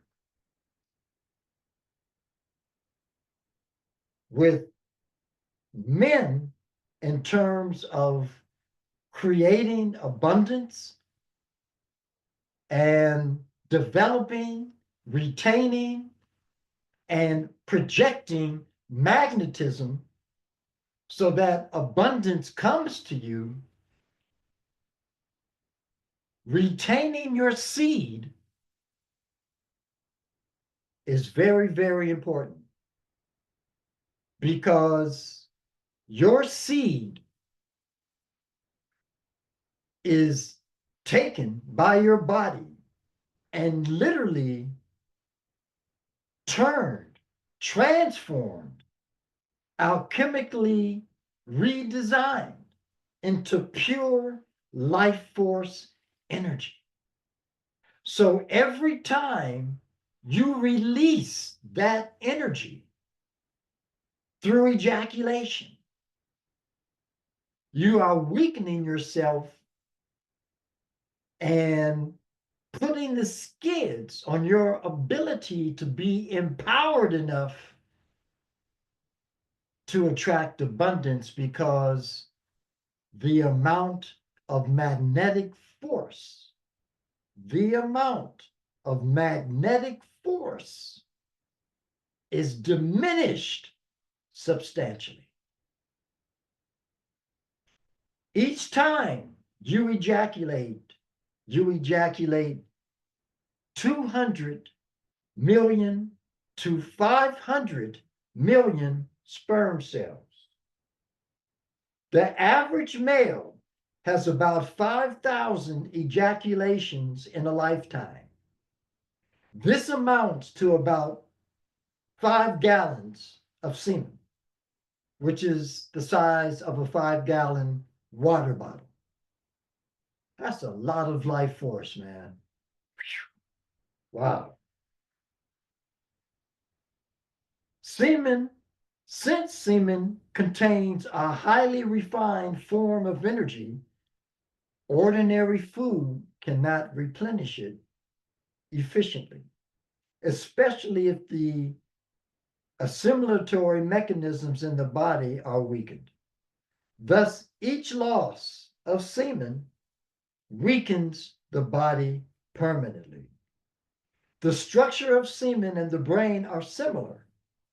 So when sexual power is used excessively, the extra energy is taken from your brain. If the sexual urge is controlled and less semen is expelled, the brain is then nourished and its power increased. The secret of longevity is the preservation and restoration of brain cells. One of the methods of nourishing the brain is by sexual energy circulation and storage in the brain. And this is where your internal practices come in. Through Qigong, you learn how to have sexual congress without ejaculating. Good for you. Amazing for the woman. Now, I could go on and on. Now, on the feminine side, what is it within her body that is used to generate and create life force energy or pure chi? Your blood. Your blood is used in the formation of life force energy or chi energy. So menstruation causes an abundant loss of various nutritional components and biochemical compounds. And most women who bleed anywhere between 5 to 7 days, after 2 days, give you even 2.5 days, the body then goes into a state of hemorrhaging. And the body recognizes itself as being in a state of hemorrhaging and begins to release different compounds like adrenaline and cortisol. So with that,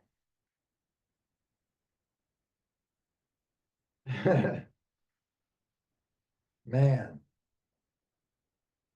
I don't want to get too deep into this, but there's a loss, like I said, of various things that need to be taken into consideration. And so you can actually, through diet, and specific types of practices, you can actually take your menstrual cycle down between 5, 7, 8 days down to 2 days. I do it with all of my female students. None of my female students bleed past 2 days.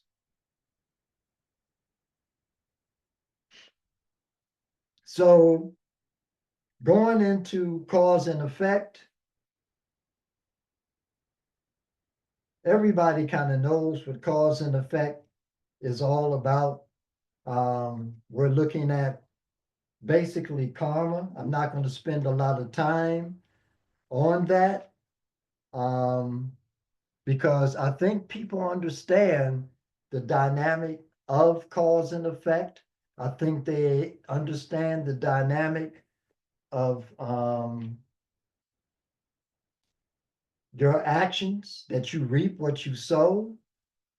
What goes around comes around. Every cause has an effect. Every effect has a cause. In ancient future, I describe that as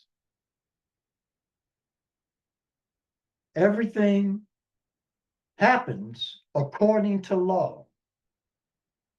Chance is but a name for law not recognized.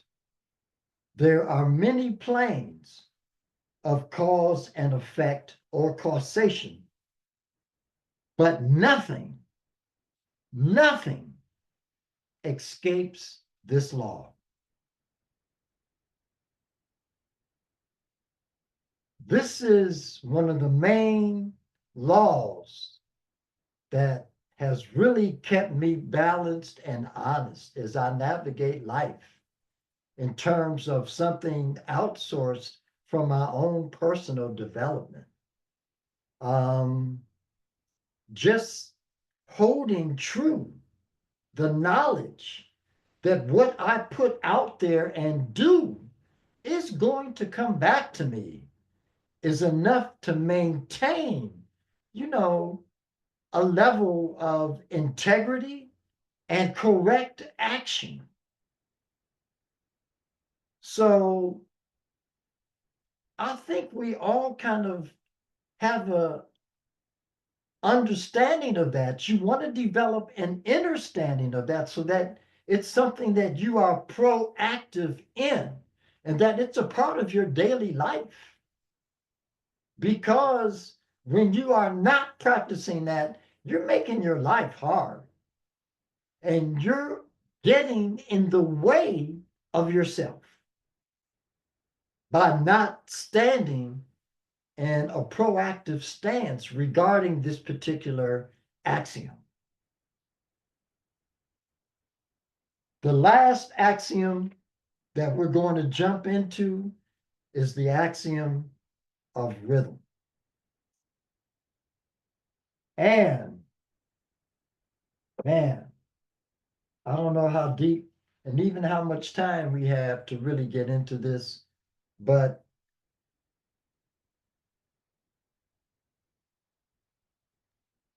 So again, we're you can go ahead because I'm here and I know it's getting late, but I would love for you to share that information. So again, family, if you have to log off, we understand. The video will be posted on IKG's YouTube page for you to come back and see what parts you might have missed. So you this can is the go ahead. last one. Okay. This is the last one. And it deals with, so I don't have to rush through this. Are we good? Yes, Okay, we're good. okay. So because this is very important because this is about our here and now, you know.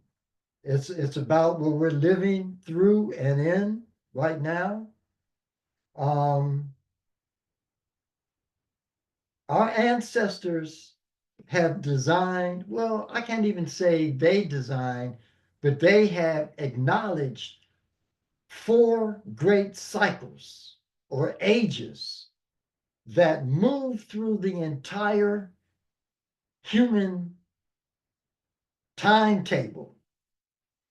And the blacks of India refer to these ages as yugas.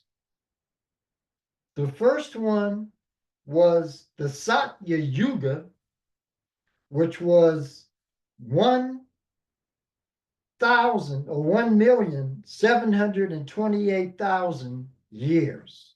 The second Yuga, YUGA, was the Treta, which was 1,296,000 years. The third was the Dwapara Yuga, which was 864,000 years. And the last of these ages was the Kali, which is 432,000 years. Now, in the Igbo of West Africa, they have the same ages. They have the same time frames. The only difference is that they don't categorize the term with a Y of yuga. It begins with a U. It's just yuga. The first yuga is the Yuga Aka. The Uga Aka denotes pure spirit and immortality. The second of these Ugas is the Uga Chi. The Uga Chi deals with divinity, intuition, telepathy, but death makes an appearance in this particular cycle. The third cycle is the Uga Anwu. The Uga Anwu says that children that are born reflect a consciousness that reflects light. They become and are light bearers. Their third eye is the eye of the sun, and all destructive energies which manifest during that particular cycle are checked, because that's the power that they have. But as we move into the next and final cycle or phase, it's the Uga Azi. And the Uga Azi corresponds and correlates to the Kali Yuga. The Kali Yuga, through the blacks of India, identify this age as the age of darkness. The Igbo referred to this age, the Uga Azi, as ignorance, confusion, evil, and death.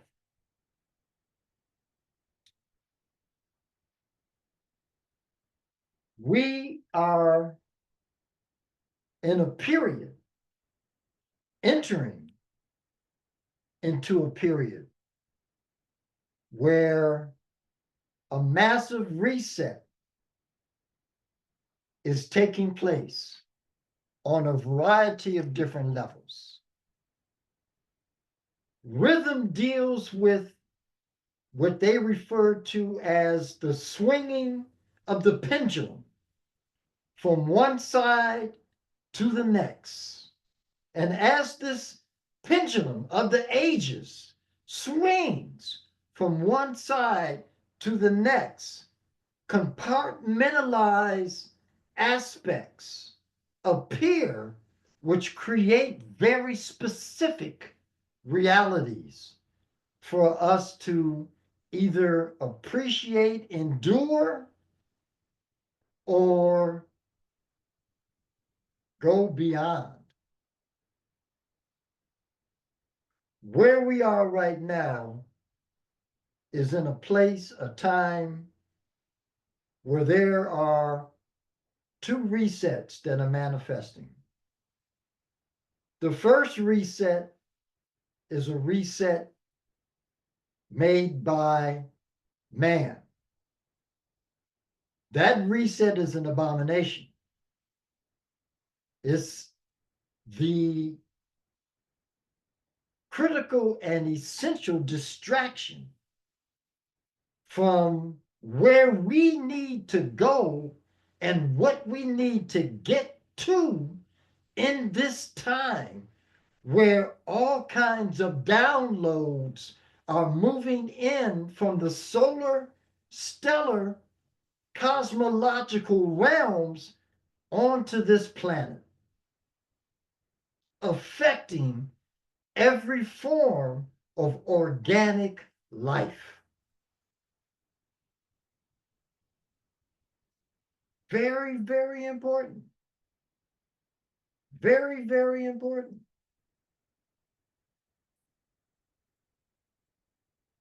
That reset is in play.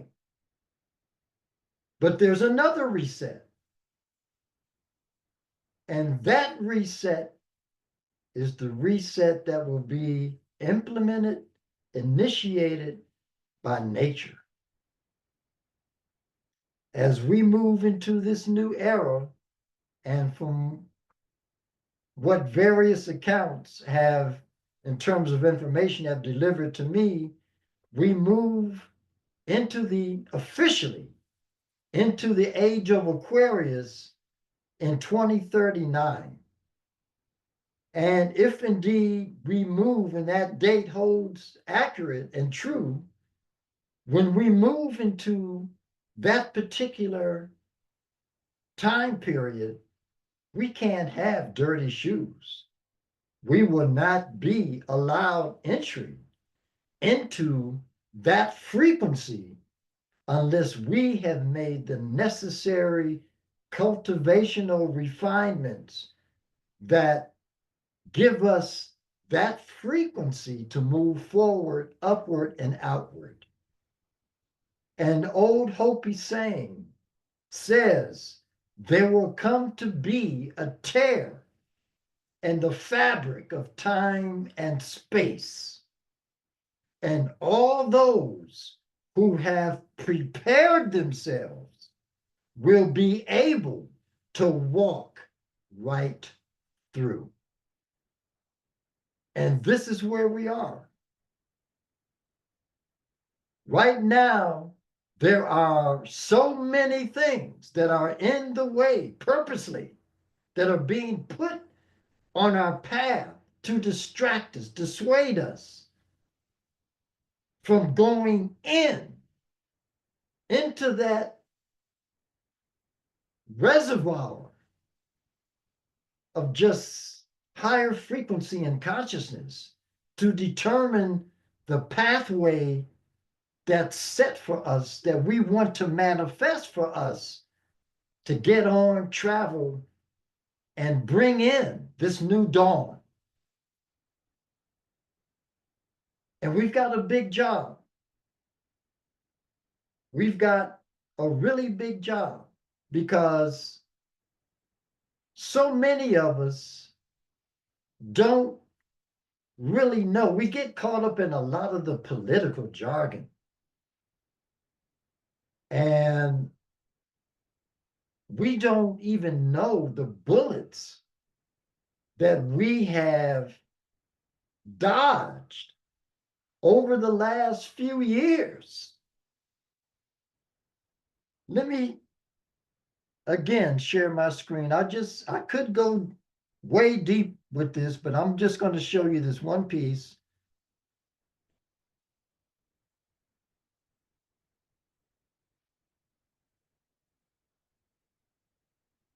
I want you to listen to this very carefully. Very carefully. Is something that the WEF has created called C40, and it's called C40 cities. I would urge you to certainly look on the internet about it. Basically, you won't be able to drive a petrol or diesel car anymore. You'll have to buy electric. If you want food, you will get a calorie controlled system sent to you by text saying, this is what you can eat today. This is what you can have today. If you violate any of these things, they'll freeze your bank account. That is the next step. These are stages in which they're going to implement this stuff. And this was signed up by the WEF, and the WEF has signed up with our mayor in London as the chair. And he has gone around the world to communicate this C40 to all of the countries in the world. And most of the countries are looking at adopting it. Now, I am going to abolish it. It is a hopeless position. We are going to be in an open prison, or shall we say a COVID, for the rest of our lives. We will not be able to work unless it's in our 15-minute city. It's diabolical. It's not right. This is not the right thing. And it's been hidden from the public. No one's talking about it. Now,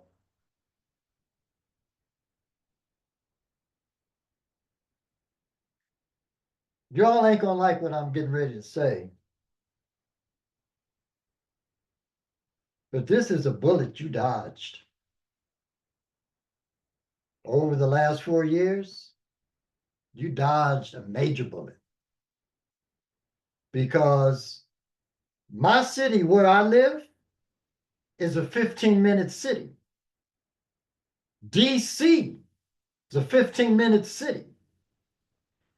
Every city in the country that had a Federal Reserve was going to be the first series of 15-minute cities to be initiated, to be activated.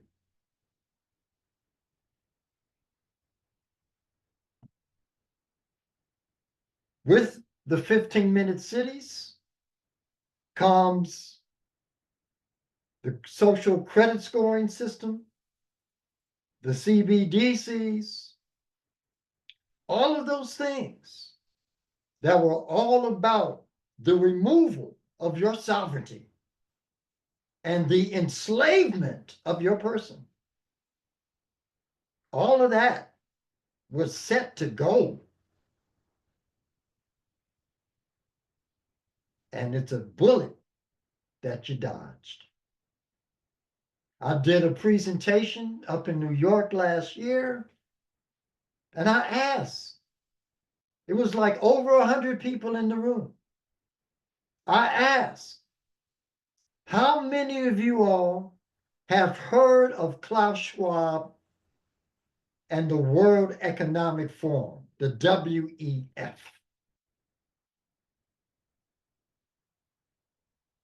One person, one, raised their hand.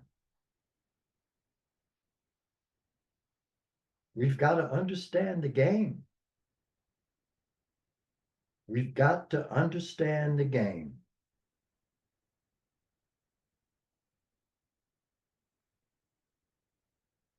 I have a student,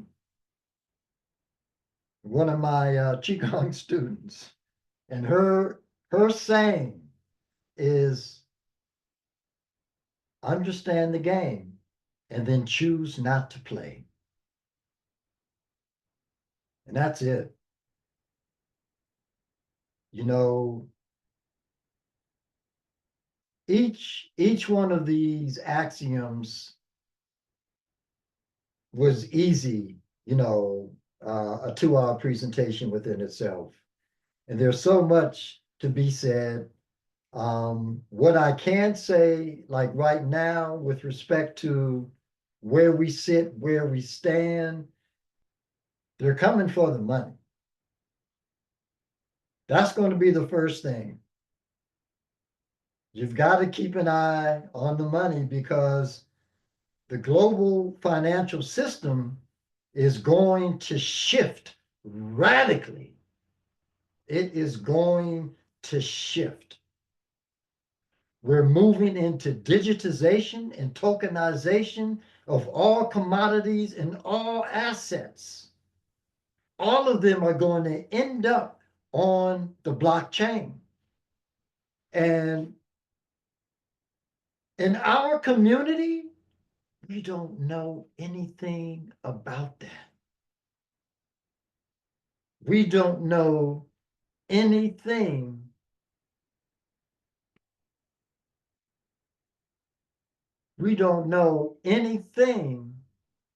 about doing the necessary research, taking the time, because we don't think it's that important.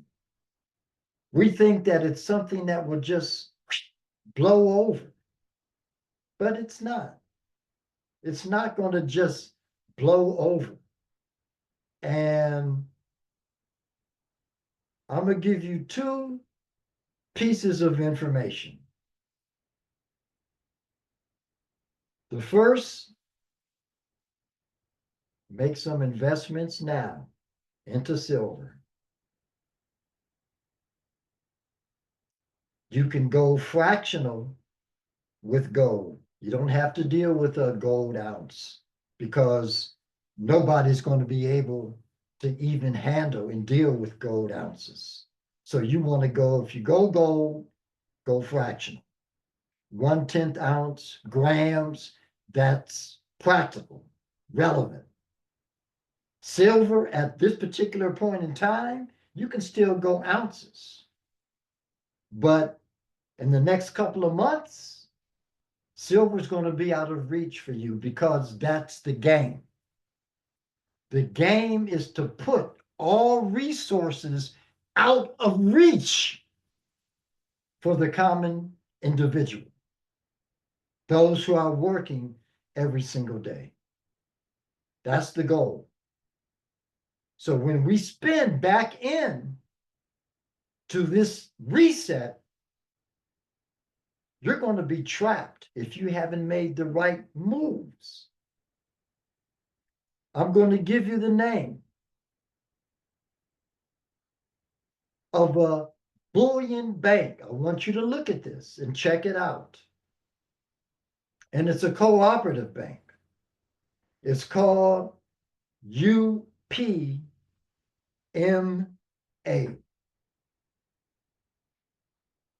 UPMA. UPMA is United Metals, Precious Metals Association. It's the only bullion bank that I know of in the world. But you can go in there, set up an account, and you can buy your metals through them because they're affiliated with a mining operation. So you can directly buy your metals from them to put into your account, and they give you a debit card directly connected to your account that you can use anywhere in the world. One Gold is another organization or facility that also has a similar, but it's not a bank, but they do have a setup where you can go in, set up an account, gold or silver or both, and you will get. I asked them why they didn't do debit cards, and their customers didn't want a debit card so that they could get cash back rewards. So they don't know what time it is. But anyway, you get a credit card through One Goal. You want to make moves in this way. Those of you that really do want to make moves and are serious, reach out to me because this is a strategy. It's a strategy. And you want to make sure you take every step in the correct direction that needs to be taken. Number two, everything is going to be digitized and tokenized. Cryptocurrency is going to become dominant. There is, right now, the world is de-dollarizing. It's going off kilter.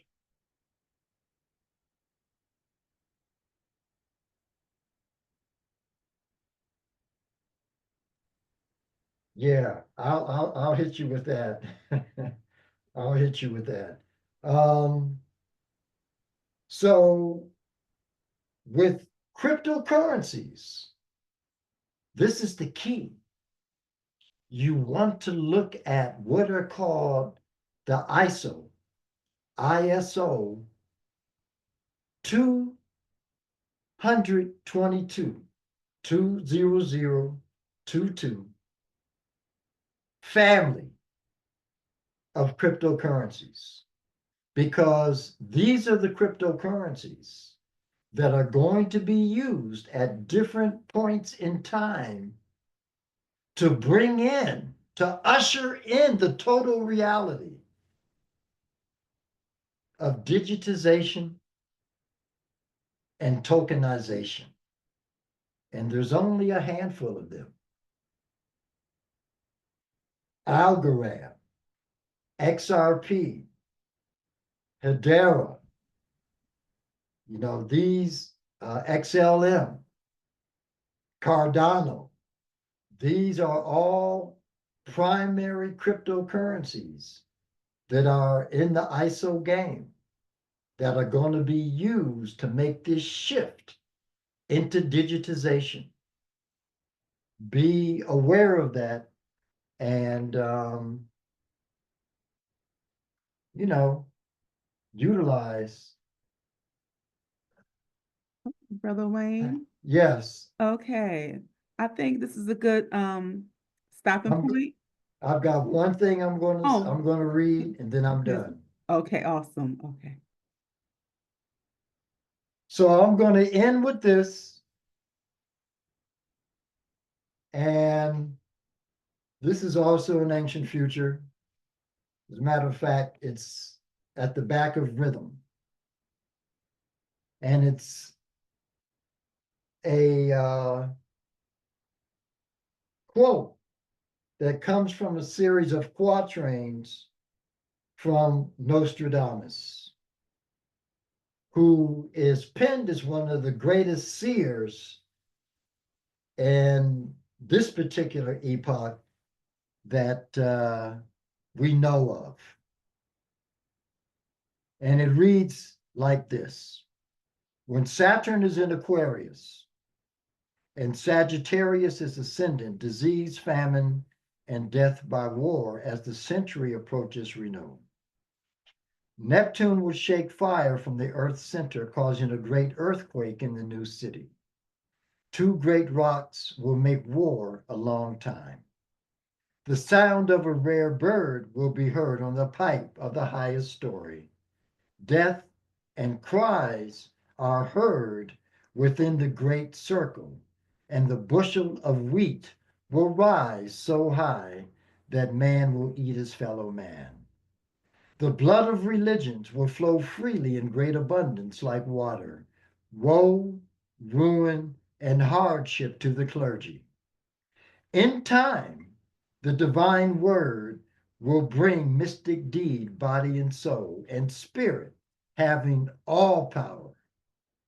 Within the circle will be a great and sudden flood. One has no place or land to go to. Humane realm and angelic offspring causes lasting peace and unity. Peace is maintained, long awaited. He will never come in Europe.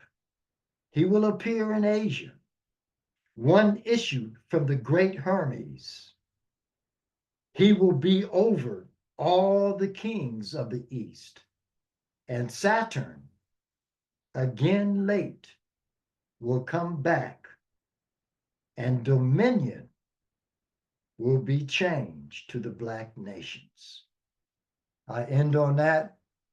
You all have a blessed day. Within each aspiration dwells the certainty of its own fulfillment. Go get it. Wonderful, wonderful. Thank you, Brother Wayne Chandler, for this amazing, enlightening presentation, family. I know that we all received a wealth of information, wonderful energy. It just really resonated so much of what you said.